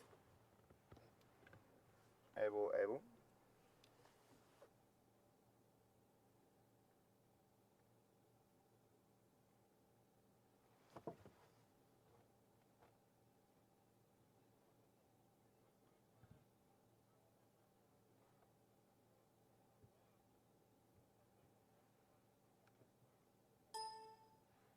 Negative, just keep coming on Mumba, and I will get your vehicle visual from where I am. So just keep going west on Mumba through the drainage line, and then if you look sort of northeast from there, you'll see our Morva is.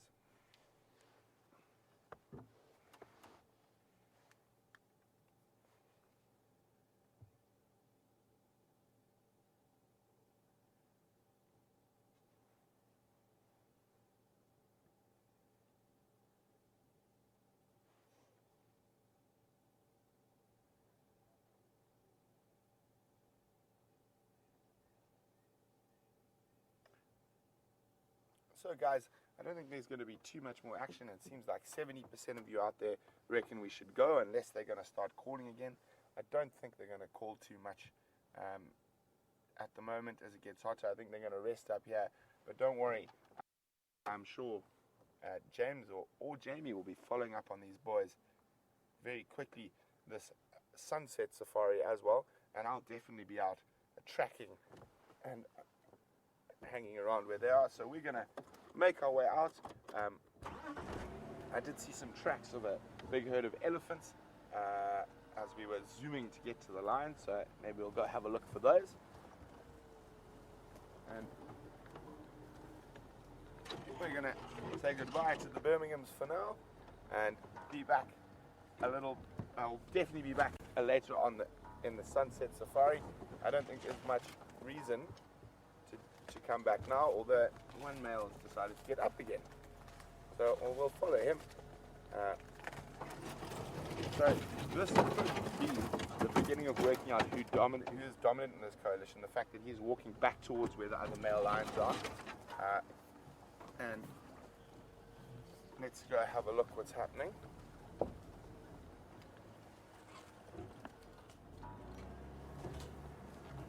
Morning, morning. Now, if the others decide to start following him, that is a very good sign that he is the dominant. He hasn't gone very far. He's just gone to lie down. But that is the sort of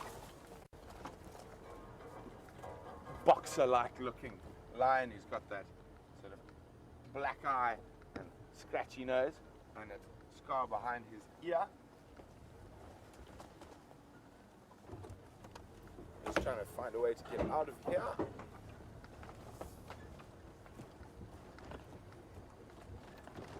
Just go. Leaving Tom and Abel with 5 Birmingham, my daughters, lying up just to the north of Matimba Road. Cheers, Abel. Enjoy.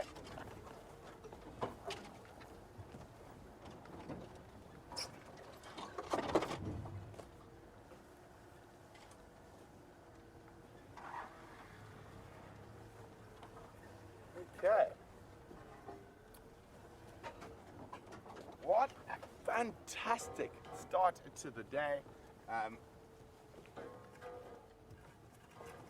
Well, a lot of questions that we've been asking for a while about what's happening between the Birminghams and the Matimbas have been answered, and answered quite emphatically. The Birminghams are definitely stepping up their game and making a play for the Matimba's concession. So, exciting times ahead.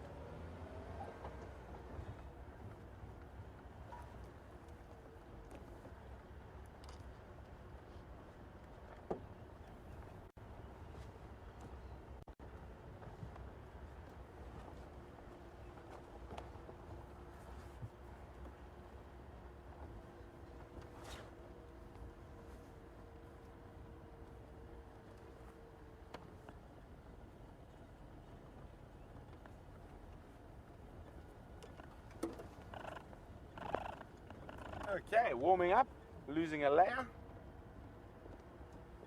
Last night was quite a lot warmer over the night than it has been for a while, so I'm hoping the temperatures are going to keep getting warmer and warmer.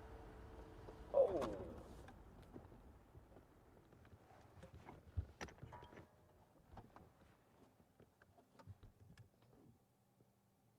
Here we go. Oh, off it goes.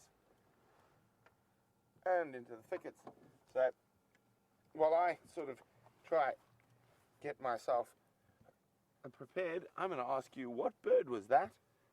Don't worry, I haven't forgotten about the lion story. I will finish telling it. But what bird was that we just saw? Quite a nice bird. For any new viewers, probably a good one for your bird list. And you can send your answers through to #SafariLive on Twitter or on email to questions@wildearth.tv. Just hang on, guys. Jamie's calling me on the radio. Standing by.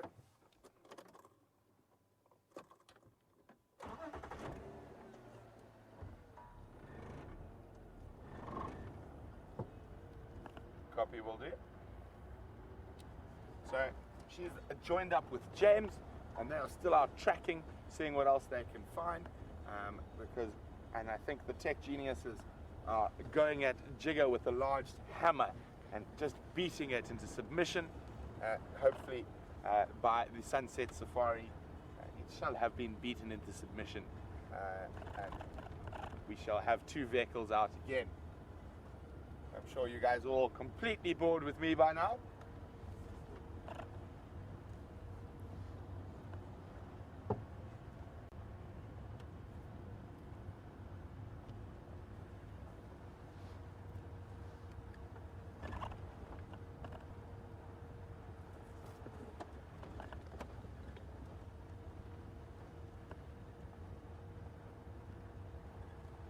Obviously there's a lot of action going on, a lot of movement of lions all around at the moment, and Eric from New Jersey is wondering how that's going to affect the movement of leopard.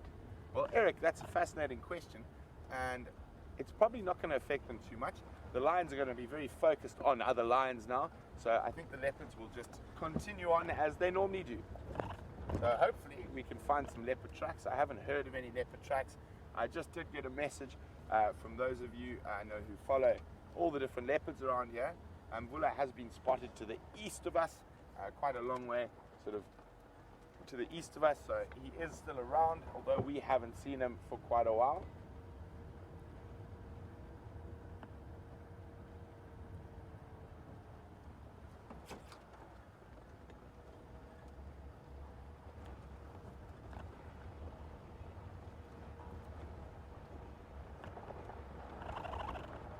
Oh, we're just gonna, I think, head down towards Twin Dams where those elephants might possibly have come out, and we'll stop there and listen to see if we can hear the elephants, and I'll also finish up that lion story before I forget.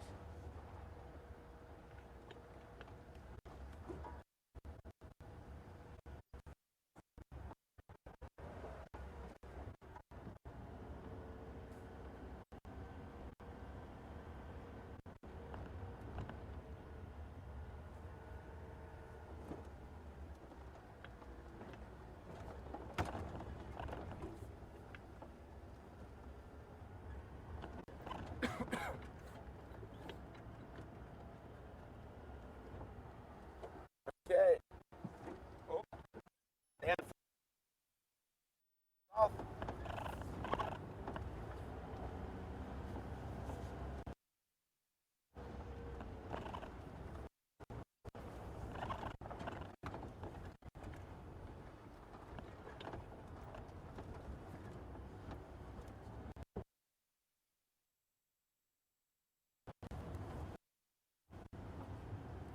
So, for those of you who might have signed in a little bit late, or you're a new viewer, we have had the most fantastic sunrise safari. We've been watching the beginnings of a male lion battle over territory. On the one side, we have the sort of young upstarts, the 5 Birmingham Boys, and on the other side, this sort of stately older gentlemen, the 2 Matimba Males. 5 versus 2. One would think it was a foregone conclusion that the 5 youngsters would use their sheer force of numbers to bully the older boys.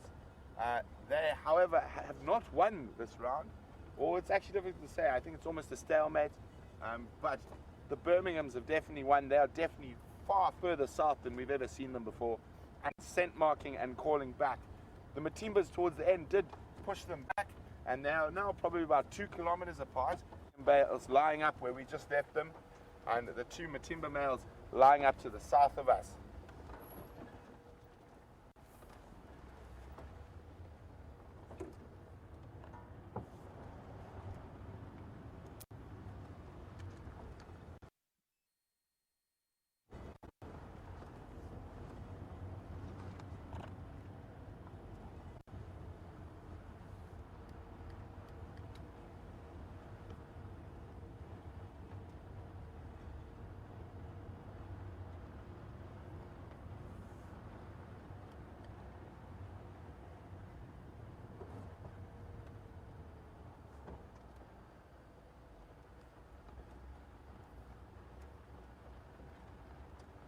So well done to John, to Anne, Joanne, Linda and Bev, who got that bird spot on. It was most definitely a Birchall's Kukkel.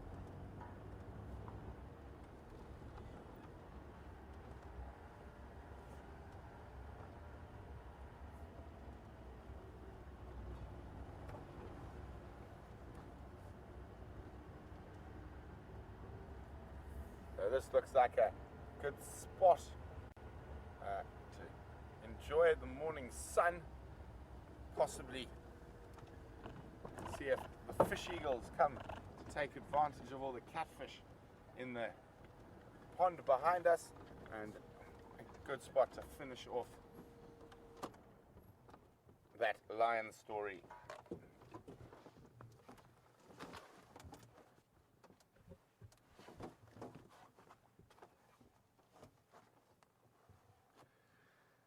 So you can see we're sitting next to the drying twin pans, and there's still quite a few sizable catfish in that mud.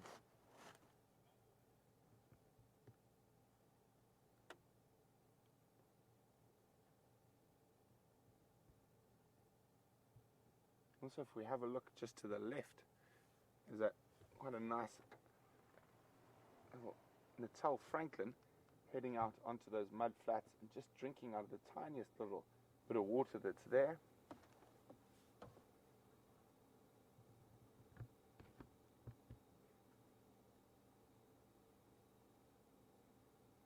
So just a reminder to anyone who's new,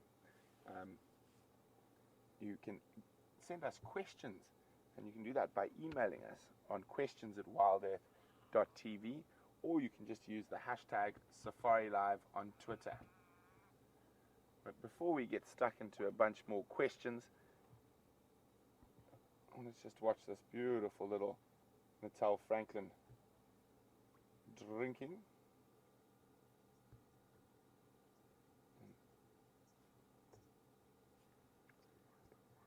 And you can see there's a grey go-away bird doing the same, trying to find a way in that mud to get to a little spot where it can drink.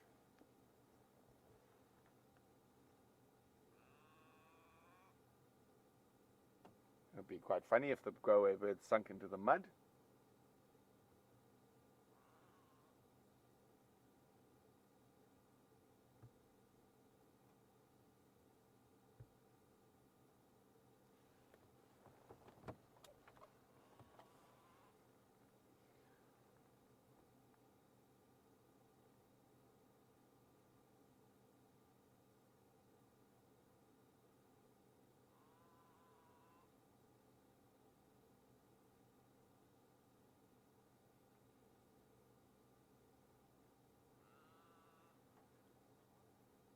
So,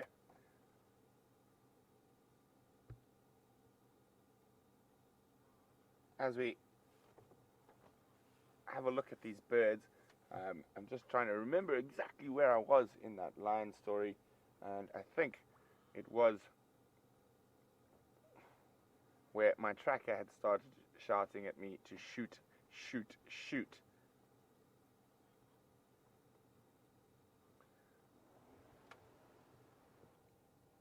So just in case, we'll just do a quick recap in case there are some new viewers here who might have missed the beginning. I was asked about one of my scariest experiences being a guide, and I decided to, because we were looking for lions at that time, and we found 5 of them so far. I decided to tell you my scariest lion story. And I was in the eastern sections of the Kruger National Park. Sorry guys, we just seem to be having some very strange noises coming out of our technical section. I'm going to keep talking. Jean-Andre's going to jump off and open to make sure it doesn't catch fire or something like that, because that has happened to us before out in drive.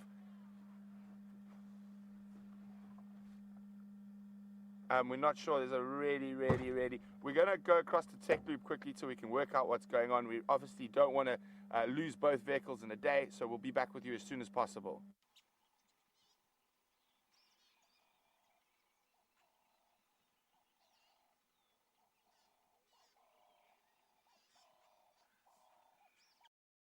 One of the fans just sort of kicked in and made quite a bit of noise. So thankfully, we're back with you and back to that story about those male lions in the Kruger Park. For those of you who might have joined a bit late, I'll give a little recap. So I had a full vehicle of guests, and we found these lion tracks going through into a drainage line. And my tracker, Glass, Maramani, and myself jumped off the vehicle. I took my rifle out, and we walked down into the drainage line, into these sort of quarry thickets. And we weren't very far from the guests, probably between 60 and 100 meters. But they couldn't see us. And we popped out of these thickets, and we saw the whole mountain pride, which we used to call them, but Nat Geo made a documentary on called The Mega Pride, an incredibly huge pride of lions on the eastern side of the Kruger National Park. And while we're there, we saw them at about 70, 80 meters. Normally at that distance, lions will either get up and move away from you during the day, or they will sort of just watch you and to make sure you don't come closer. And at that time, there was 2 big males, part of the coalition of 4 that used to dominate over that area of the park. And we didn't see them all the time. They used to move quite often between the different prides that they were dominant over. And they also were quite hungry. They hadn't eaten in about a week. And as we popped out and we looked and went, oh, lions! Expecting lions to do what lions normally do. Instead of that, the 2 males got up and came at full speed straight towards us. And my tracker started shouting, Dubula, Dubula, Dubula, Dubula, and just meant, shoot it, shoot it, shoot it. And obviously I don't want to shoot a lion. So I said, no, throw rocks at them. So I loaded my rifle and I dropped to my knee with my tracker standing just behind me. And there's a very simple rule when it comes to tracking lions on foot. Noisy lion, safe lion. Quiet lion, dangerous lion. So if a lion's running at you going and roaring and making lots of noise and growling, he's telling you you're too close, go away. If he's coming quietly, he's serious. And to give you an idea, at 80 meters, a lion travels at about 21 meters per second. So in less than sort of 3 seconds, those lions were 5 meters from us. And fortunately, they did stop. At this stage, my language might have taken a turn for the south while I was shouting at the top of my lungs at these lions. There's sort of a very Afrikaans term, which is used, and it's amazing, all animals through Africa seem to understand Afrikaans very well, and that term is voetsak, which basically means go away, but not rude, but just slightly aggressive and impolite. So it's not actually a bad word. It basically sort of means kick you with your shoe, foot, but obviously spelled a bit differently. So I'm screaming, voetsak, voetsak, voetsak, voetsak, and I got a rifle up. My tracker is now shouting in Shangaan behind me and picking up rocks and throwing them at the lions. So they stopped at about 5 meters from us, and then sort of for the next 25 minutes was quite an interesting pantomime. So what happens when you work a lot with a tracker, you have an incredible trust in that man, and obviously he has to have incredible trust in you as well, because you are sometimes put into situations exactly like this. So what we do is, he will slip his finger into the back of my belt while I've got the rifle up and I'm concentrating on the lions that are very close.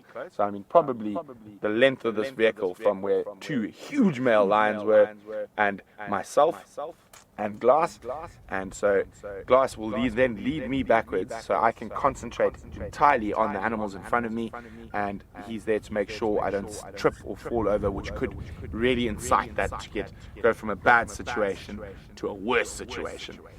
And basically for every half a step we took, they would take half a step. But by this stage, now that they've stopped, every time we took half a step, they went, and that would start as, shut up, go away, and start shouting. So basically the lions were shouting at us and we were shouting at the lions.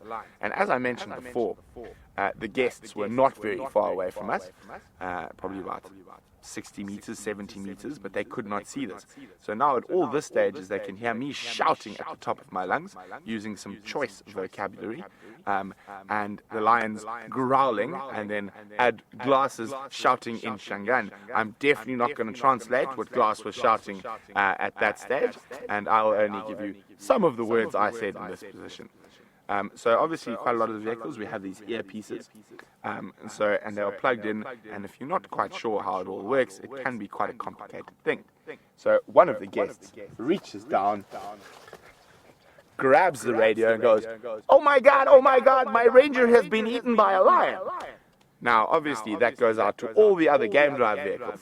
So there was quite, and can you imagine now, we've got a handheld that's with us while we track, but it's on, so we can now hear all the other rangers, Brent come in, Brent or Glass come in, like now they're getting a little bit worried about us. And obviously, in this situation, there's no ways I'm reaching for my radio. I've got my hands on my rifle, and Glass has got his one hand in there, and he's got a large stick that he's also going to throw if they come too close. And we had no hands free to answer the radio for about 20 minutes. So every step we took, if they came forward, and we'd start shouting again.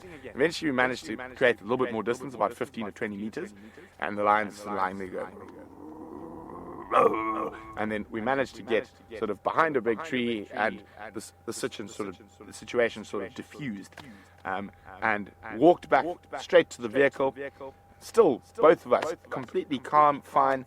I take my rifle, I open the bolt, I take the round out, push it back in, put my finger in, make sure the rifle is no longer alive with a live round in it, close it, put it back into my bag, and then I'll show you exactly what happened to both Glass and myself as we decided to try get back into the vehicle.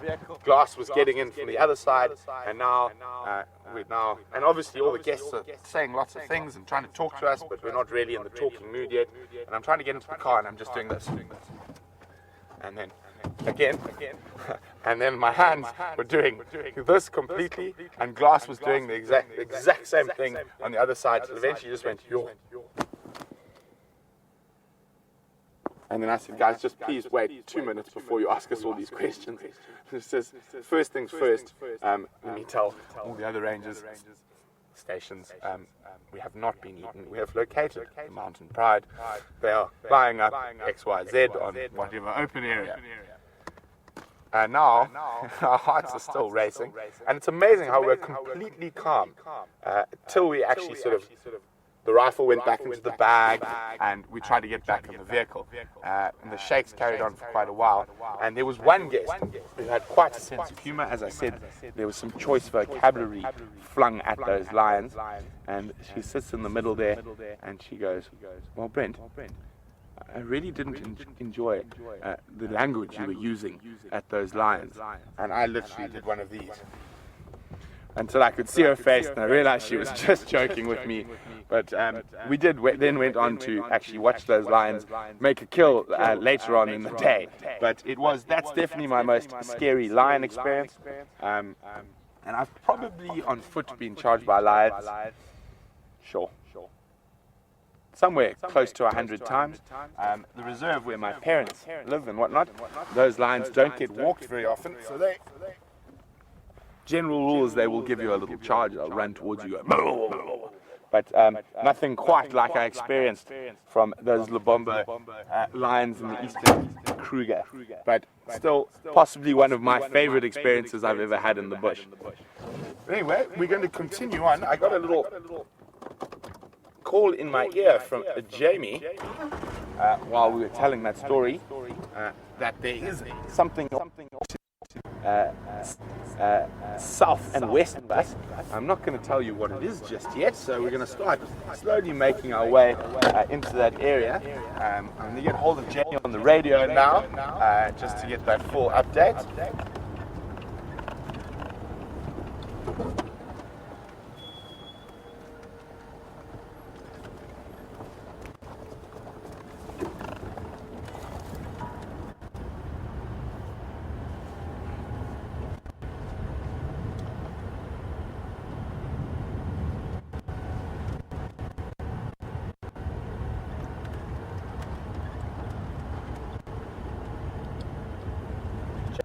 Jamie or James?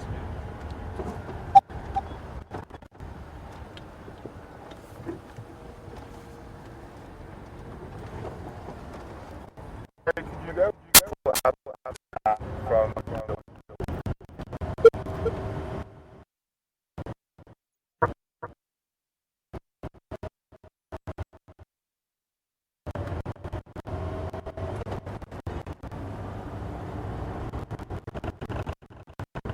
copy, thanks very much.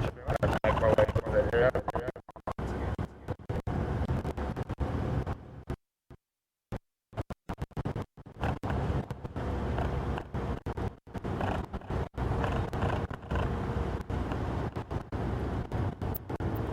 Thanks very much.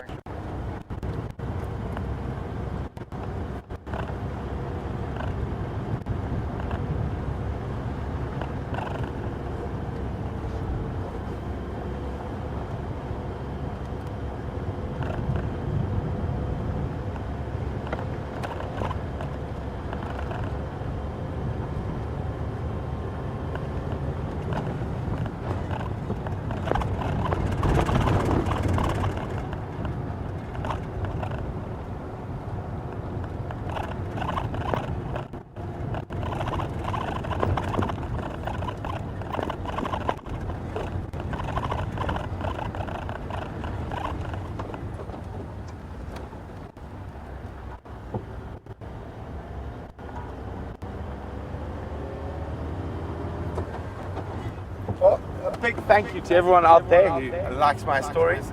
I enjoy telling them, and I've been very lucky at the amount of time I've spent in the bush. I've got a few more that I'm sure you guys haven't heard that you will hear over the next couple of months on Game Drive. Elaine from New York was actually wondering, where has it gone now, if there was a story behind my scarf. My handsome scarf that I was wearing this morning. Nice blue scarf here. It is actually not a scarf. I've decided to use it as a scarf. It is something called a kikoi, which is from East Africa. It is actually traditionally sort of a man's dress, and quite a lot of people in East Africa will actually go out to dinner wearing a nice fancy shirt and a kikoi and a pair of flip-flops. But they are wonderful. You can use them as dresses, you can use them as towels, you can use them as scarves, and I've got quite a collection of these kikois from my time up in East Africa, but I would probably say this is my favorite. I'm not sure why, I just think I like the color, but I do have quite a collection of them ranging from white and pink to bright red, so a very, very East African thing.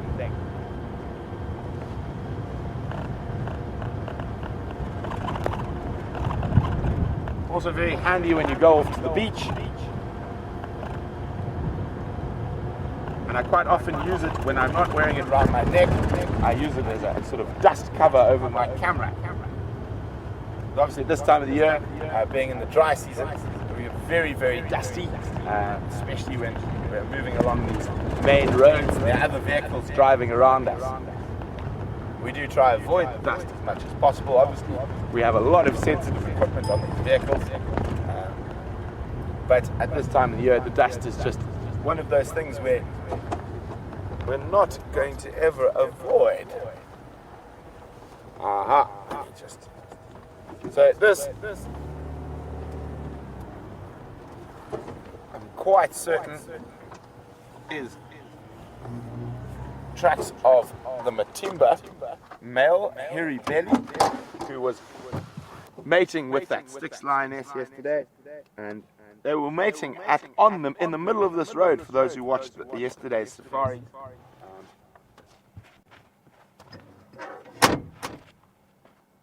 how's this one, John?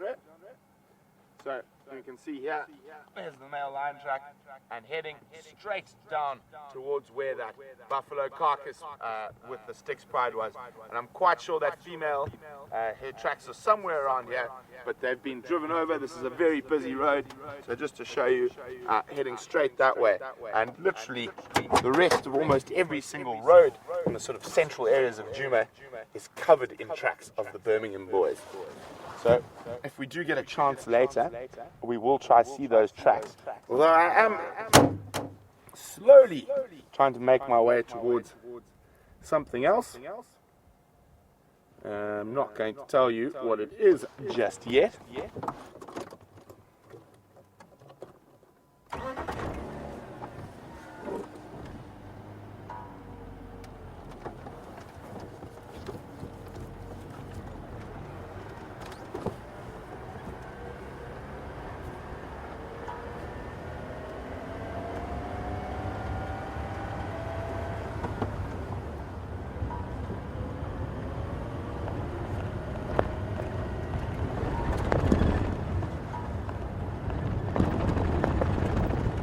Still keeping a lookout for any leopard tracks we might find. Those elephants didn't seem to have come out of that very thick block where we saw the tracks, so hopefully they'll be out for the sunset safari.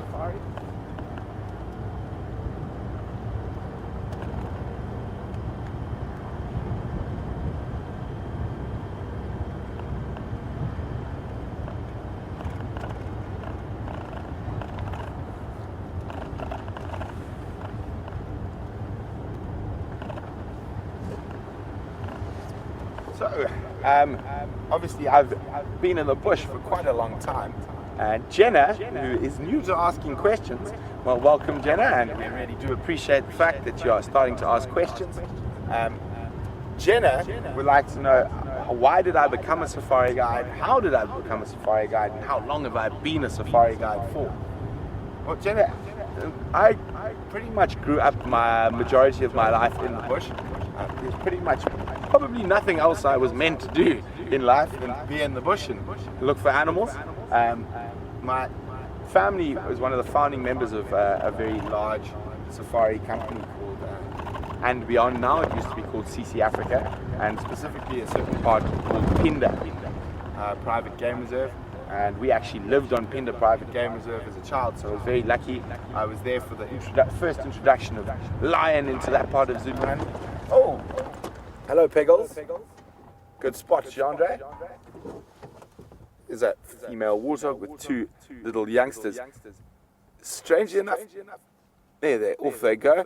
Those, I'm pretty sure, are the same three warthog that Jean-Andre and I saw get chased not that long ago by two male cheetah, and it's very, very close to where we were with those cheetahs. So I think that's those same three that the cheetah had a dab at, but unfortunately for the cheetah, but fortunately for the Piggles, the cheetah missed. Right, Jenna, back to your question. So while growing up there, basically what happened at Pinda is they took over old farmland and converted it back into a wilderness area, and reintroduced all the animals. So I was there when the first elephants arrived, the first lions, the first cheetah, the first rhinos and all that, and was actually fortunate enough as a young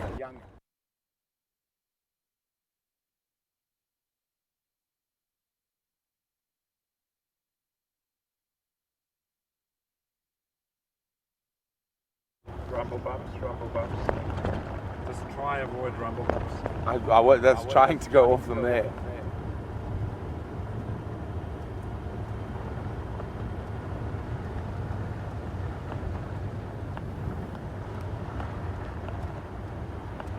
Copy, it was the bumps on this road with this camera that battery falls out.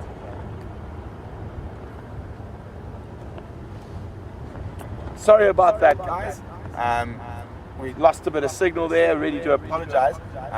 So just a quick update. I was saying I was young when new animals arrived on the reserve, so I was very fortunate to be able to sort of witness and be part of all the game capture, even though I was a young boy. So really, really lucky to be able to witness all those things. And then when my dad decided he'd been sort of developing that area for long enough and time for a new challenge, we moved up to northern Botswana. So my sort of from about 10 or 11 years old through to my early 20s, my family ran 5 safari lodges in Botswana and Zambia, in the Okavango Delta, Kwondo and Victoria Falls region. So my school holidays were spent working in the lodge, or just being in the lodge, going out with the trackers and guides looking for animals. So very, very lucky there again to be able to spend some time with some incredibly wise men of the bush. And then after that I finished high school, hello kudos. For some strange reason, because I talk so much, people told me I should definitely study law, and that was possibly one of the worst ideas I have ever had. So I went off to university and studied law. Well, study is a strong word. I I dropped out quite quickly and went traveling for a bit. I was in Europe and whatnot, and after a couple of months in Europe, I was, no offense to anyone of you who might live in Europe, but it just wasn't for me. I got quite bored, so I decided to come back to Africa, and I then moved up to northern Zambia, where I started working for a crocodile farm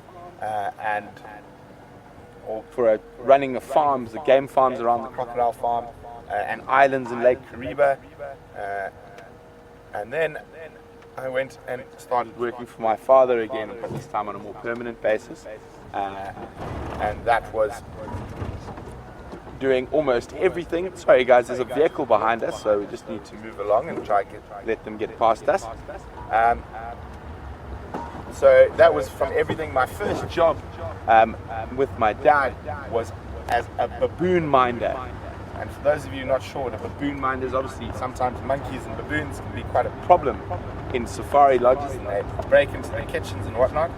So I was armed with a catapult and paid a whopping $40 a month, and my job was to basically keep the baboons out of the camp. Sorry guys, I'm just going to have a quick word with Doug here. Hello, how's it going? Are you heading off to Northern Link? What's the line up there? Okay, cool, thanks very much.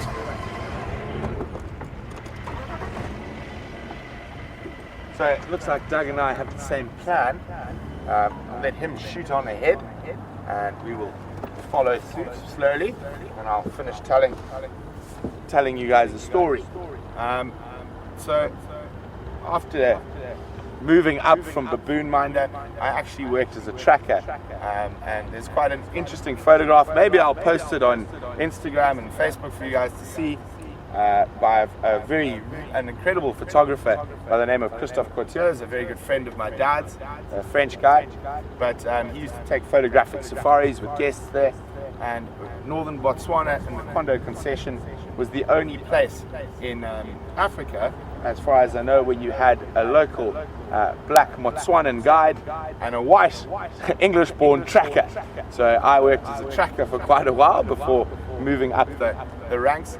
I had guided before that in Zambia and whatnot, but working for my dad's company, my dad said, well, the staff will have no respect for you unless you start at the bottom. Hence, chasing baboons for 4 months, and then working as a tracker, cleaning cars, packing cooler boxes, and then eventually ending up as sort of assistant lodge manager of the lodges and guiding from time to time. And then the general manager who worked for my dad decided I was a little bit too bush, as northern Botswana is a bit different. So I used to run around in sort of short khaki shorts and a khaki shirt, long hair, and he decided I needed to have a look at some of the other parts of the industry. So I went from a sort of tented camp in northern Botswana, where the focus was almost primarily only on the game viewing. I then went to work at Singita to learn a little bit more about the finer things in life, as well as obviously the game viewing, but really important if I wanted to stay in the sort of safari industry to have a look what the other lodges did. So I was at Singita for a while, and then I was in, after Singita, I left Singita for a little bit, and then I was at Londolozi, and that's actually where I met James, where we worked together. And well, from then I've did quite a lot of private guiding. Oh no, sorry, after Londolozi I was running concessions in southern Tanzania in the Selous Game Reserve, and after that private guiding and consulting. I've been northern Mozambique, Gabon, Namibia, back to Zambia, and then started dabbling a little bit in the filming industry, and that is sort of what led me to where I'm sitting right now. So officially I probably have been guiding now for about 14 years. That is legally. I have illegally guided before I was 18 years old when we were short-staffed in Botswana a couple of times, so since I was about 16, but legally about 14 years now I've been guiding at some point during that year or permanently. So almost a little bit longer than half my life. Almost half my life, sorry, that I've been guiding, whether it be private guiding or guiding for a lodge or being based in the bush. But with my upbringing, there was sort of never really a doubt that whatever I did, it would be in the bush. So guys, we're about to arrive at the next surprise. So I wonder if you guys have figured out who or what it is.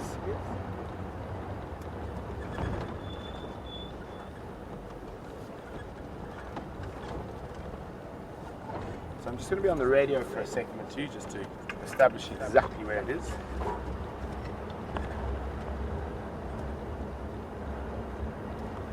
Oh, no need. See Doug's car in the road.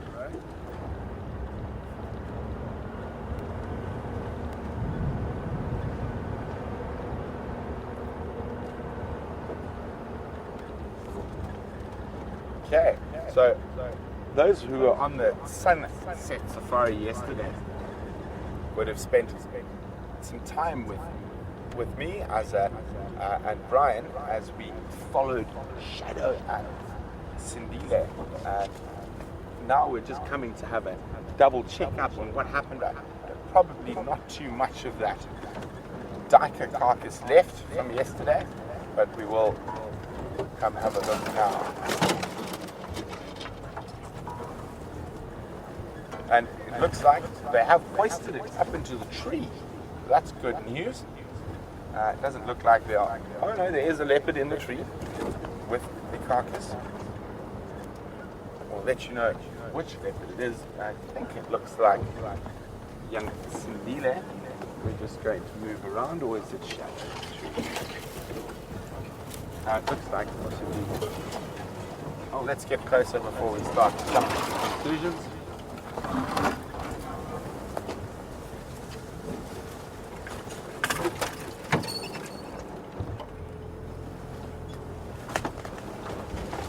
I think it is a Shadow up in that tree. Oh, and there's Sindile just in front of us on the ground. Whoopsie, that's a big tree.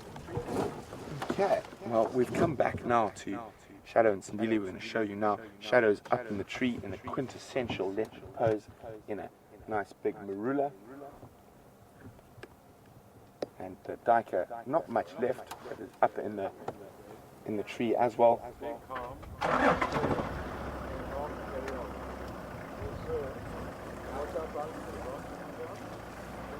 Just got a call in on the radio that we are here. Right, Doug's going to do that for me, so not to worry. But isn't that beautiful? Shadow in the quintessential sort of draped over a branch, and then directly below her, lying up at the base of the tree, is young Sindile.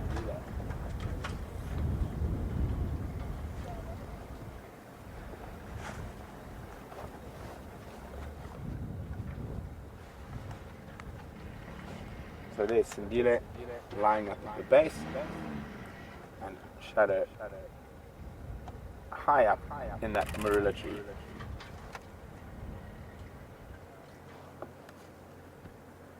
And then you can see the kill to the right of where Shadow is. Very little meat left, but still some. So guys, get some screenshots. Nice light this morning. So even though it is quite late in the morning, there's still beautiful light on the side of Shadow's face as she lies in that perfect pose. So that clicking away is me taking some photographs, and you can see that beautiful light as we're close up on her face, and she's quite tired and her eyes are closing. Got a nice belly full of Dyker.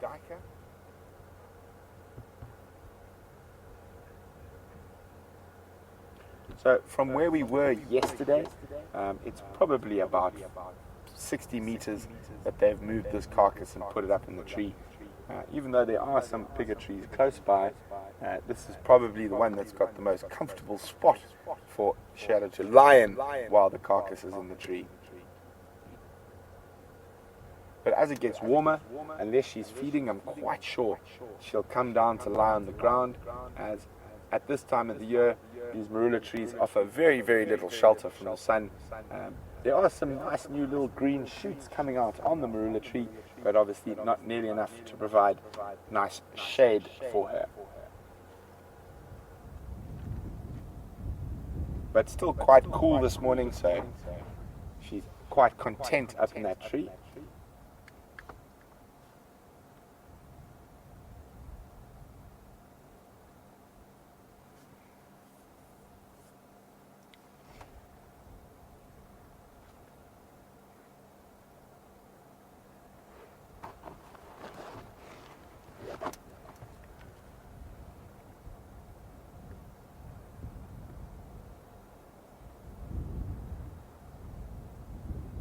We can see she's got nice long eyebrows, not particularly, quite normal for a leopard. It's just that the light is catching them so wonderfully that they do look sort of quite strange.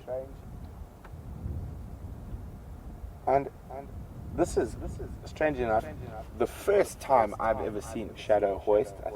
I know Scott saw her hoist a kill quite recently.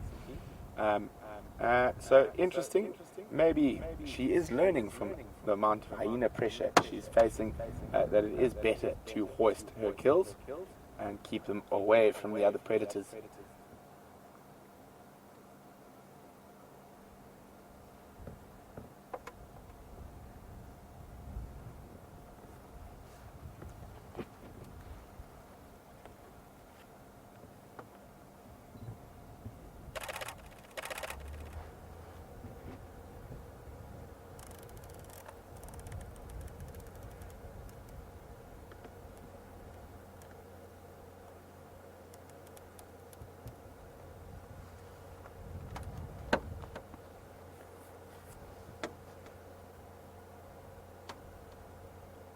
Tired kitty. So she'll be quite content, nice big full belly. Still a little bit of meat left. I'm sure Sindile's had quite a meal of it as well. The interesting thing is that when we found them yesterday, when she was leading Sindile back to this kill, they both had eaten recently, so they were both had nice, relatively full bellies. So this is sort of a bonus meal, and like most predators, if there is the opportunity to make a kill, even when they are full, they will take that opportunity. They are opportunists.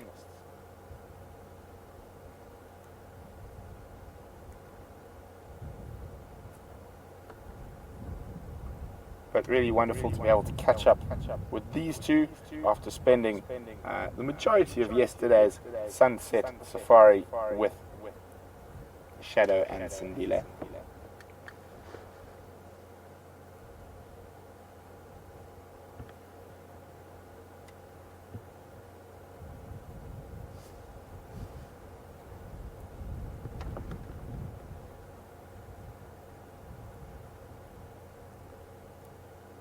Here we go, you can see, I can't see most of the carcass. There's a little bit of meat left on the legs, maybe a little bit around the head. I can just see the ears from where I am.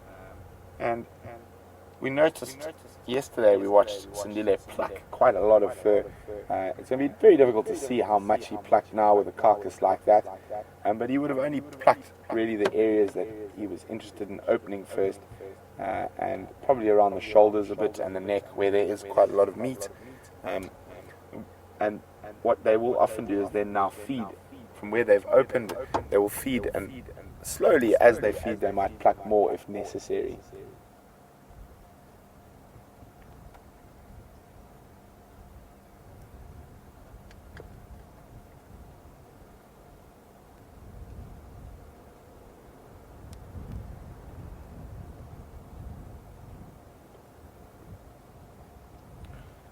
So on a small antelope like this, very little will go to waste, and they will probably be able to crack open the skull of this duiker and feed off the brains, which is obviously quite a nutrient-rich, very fatty part of the animal. On bigger prey, they're probably not going to be able to, but in this situation, I'm quite sure they will eventually get to there. I can't see whether the skull is still intact. It is, Jandre is telling me, so the skull is still intact, so I'm quite sure they will get to that at some point in the next day. I reckon in the next 12 hours, I think they will probably leave this area because this carcass will be finished.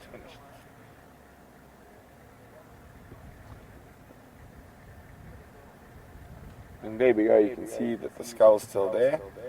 Female duiker.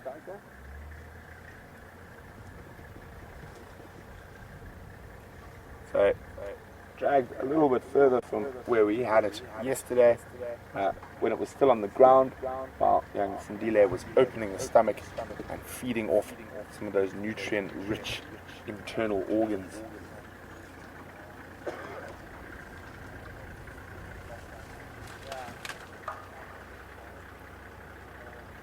So, I know James is disgusted, Scott.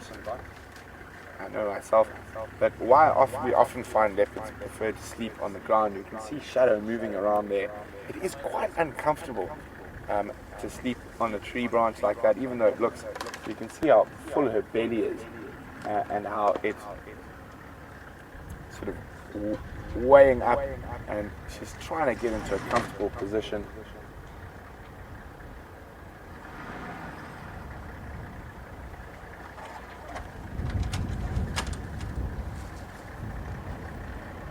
Oh, just saying hello to Cedric, who's just arrived.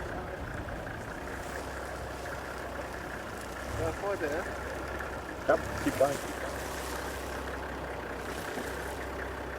Oh, this might be. Yeah. Oh, okay. Thanks. So Cedric's just arrived, he's come to join us, and this fantastic sighting.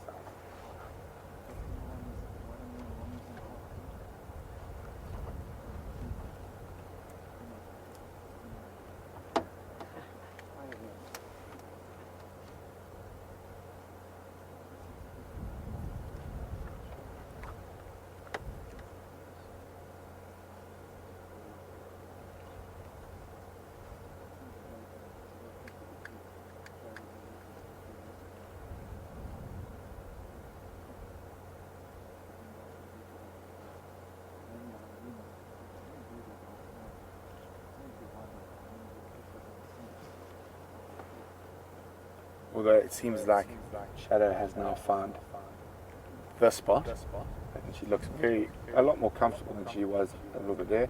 It seems like she's managed to get most of her fat belly to the left-hand side, and so not sort of spread over the whole branch. Now, we've been having quite a few close-ups of paws of different cats recently.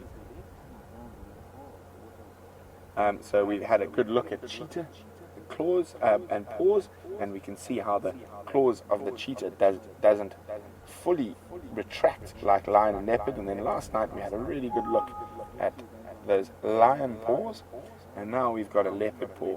So in terms of structure, far more similar obviously to a lion, but a lot smaller.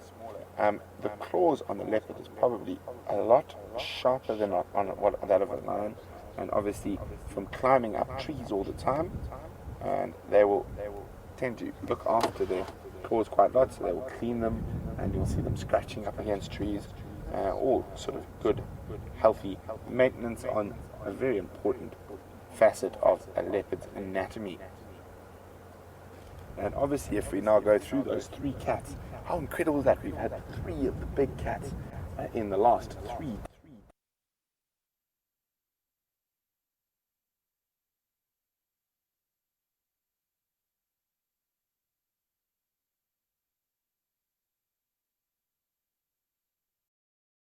sort of pure power incredibly heavily muscled. Obviously something that heavy would find it quite difficult to climb a tree, even though they do attempt sometimes to steal leopard kills. But it's amazing how evolution has designed each of these specific cats to fill a niche in the ecosystem.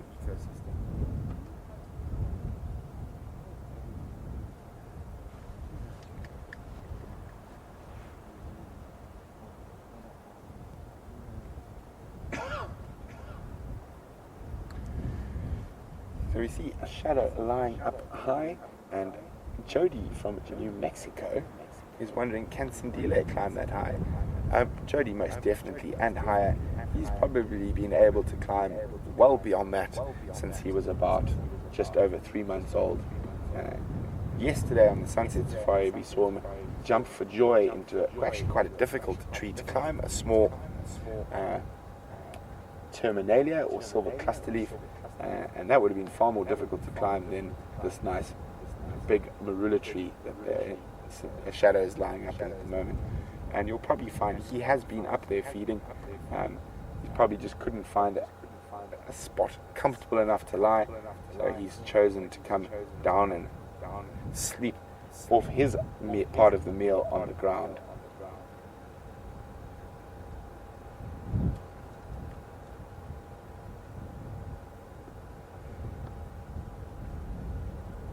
And Sindile is developing quite an interesting character so far.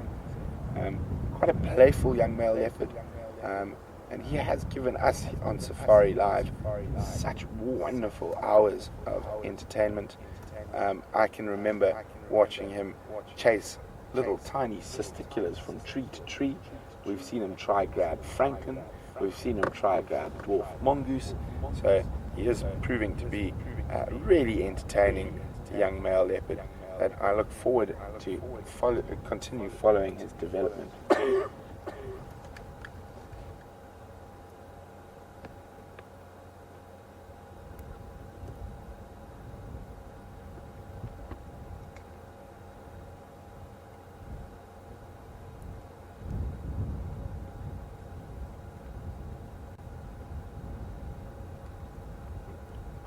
So over the last month or two, we've been listening to quite a lot of territorial disputes between lion and leopard.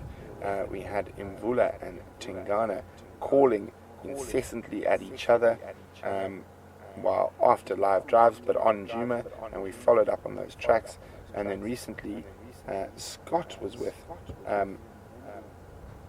Tingana and the Anderson male doing the same, and then just this morning we've had those Birmingham males calling at the Matimbas and the Matimbas responding.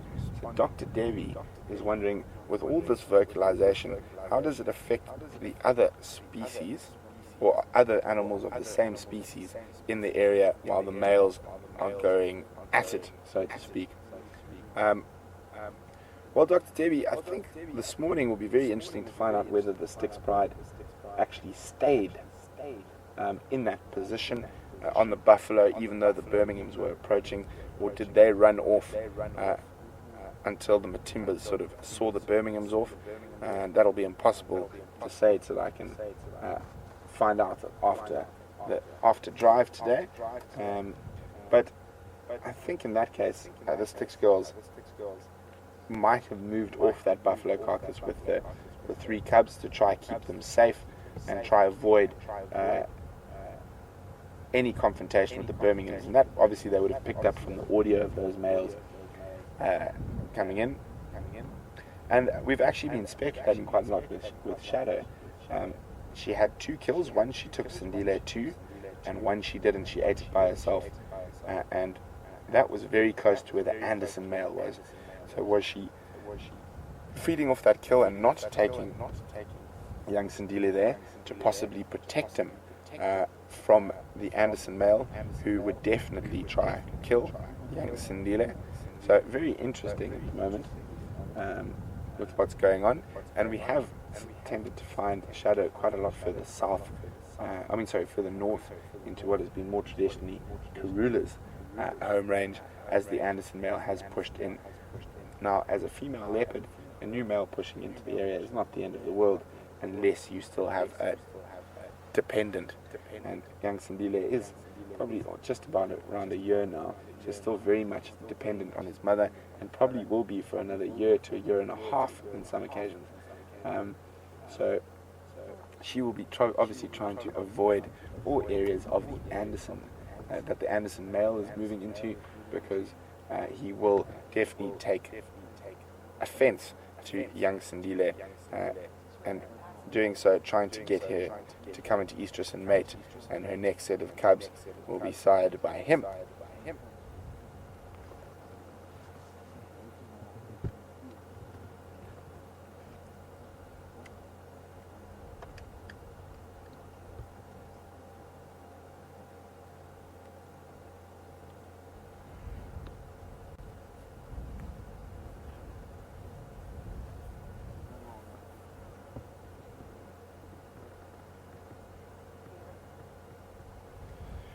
So we've got quite an interesting.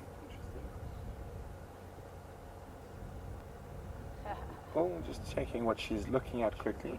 But as we look at Shadow there, Tyler's wondering how strong is a leopard's jaws in comparison to the other big cats, crocodiles and hyenas.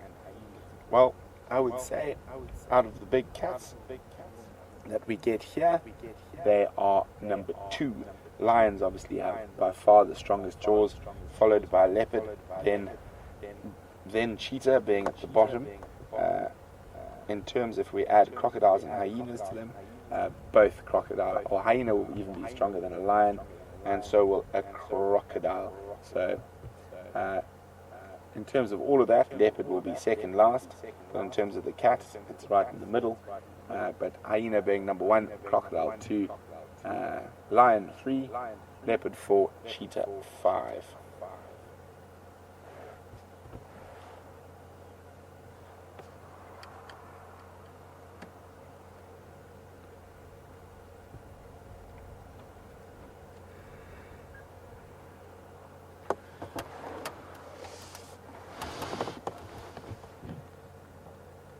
So, great news everyone. Alex and Eugene, the technological geniuses that understand things like maths that I have no idea about, have managed to get Jigger up and running. So we're going to cross across to Jamie quickly to see what she's been up to this morning.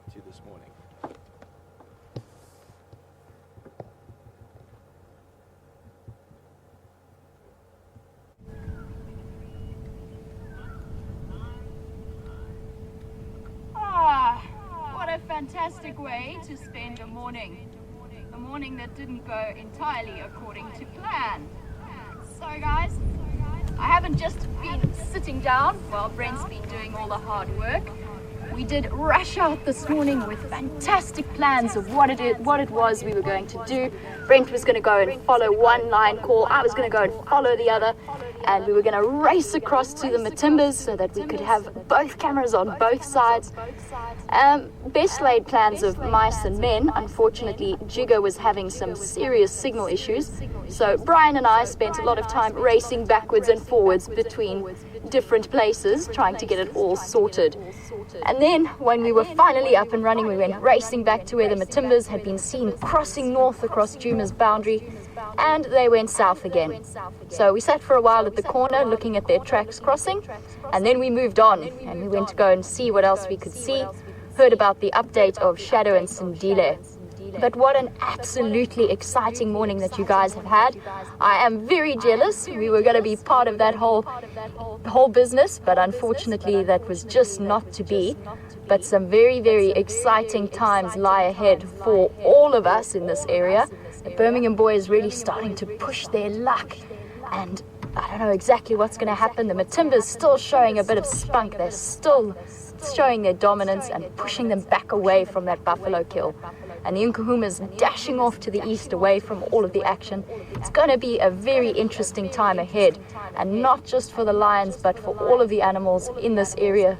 The leopards are going to start hiding away from all of the lion activity, although we did see Shadow and Sindile very, very close to those mating lions, so hopefully not too negative an effect on our leopard sightings, but definitely some exciting times. So for Brian and myself, quite an interesting morning, and I thank him for keeping me company on our tracking missions and for hanging on for dear life on the back as we raced around the reserve. And I thank all of you guys for joining us for such an exciting sunrise safari. I do hope that you had fun with Brent. Fear not, we will be back up and running this afternoon, so we will be around. So we will see you for the sunset safari. Back to Brent for the last few minutes of an exciting sunrise safari.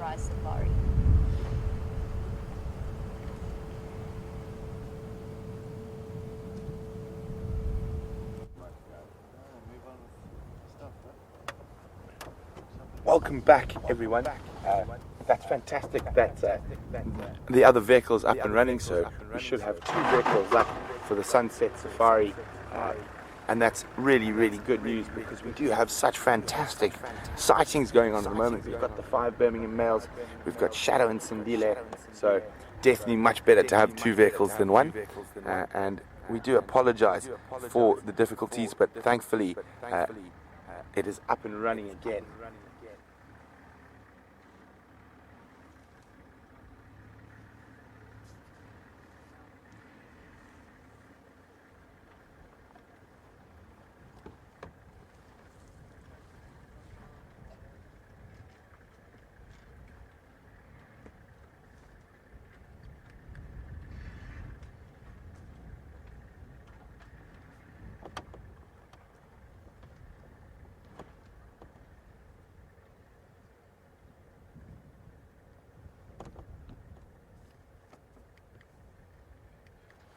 So guys, as we come to the closing of drive, it's been such a fascinating and interesting drive today that we're just going to take a few minutes longer to just chat about what's been happening. Specifically with those lions, we've had such incredible movement between the Birmingham Males and the Matimbas, and I just had a chat to Cedric while you guys were with Jamie, who was at that buffalo kill where the sticks and cubs were, and the Matimba Males. So what he's told me is that when the Birminghams first came across and they were calling and calling, the 3 cubs actually got up and ran away. And then, because the Matimbas, remember, ran away from the Birminghams initially, and so the cubs then ran away. The lionesses stayed feeding on that buffalo carcass, and then all of a sudden, when the Matimbas decided to sort of roar back and run towards the Birminghams, and the Birminghams turned around and ran away. About an hour after that, the cubs did actually come back onto the buffalo carcass, so they're all fine and safe and feeding on that buffalo. So that's really good news, and thanks a lot to Ced for keeping us updated with what was going on there. But as I said, great news that we have both vehicles up and running again, so we'll have 2 vehicles out on the sunset safari, and I'm quite sure someone will definitely be going to follow up on those lines, and someone, I'm sure, will come have a look at this magnificent sighting we have right here with Shadow and Sindile. At the moment, Sindile lying down at the base of the tree, and Shadow lying up in the tree. Very little left of the Dyker carcass, but it has been a spectacular morning, and what a fascinating time to be in the Sabi Sands, and specifically in this area of the Sabi Sands. So we're going to have a lot of animal movement, specifically with those lions now. The Birminghams have laid down a challenge, and it'll be interesting to see how the Matimbas respond. Oh, Sindile's up. Maybe he'll climb the tree. Or not.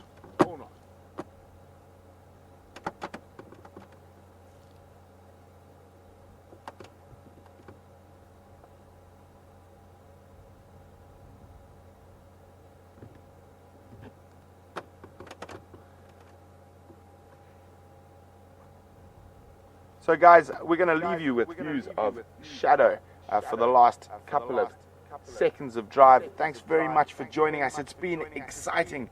Thanks very much for your questions. We really do appreciate them, and we love being able to share our passion and knowledge about the African bush with you wherever you might be in the world. So hopefully we'll see you all for the Sunset Safari. It'll be the double J's, James and Jamie, and I'll be out on tracking team. So have a wonderful rest of your day or night wherever you are in the world, and we will see you on the Sunset Safari.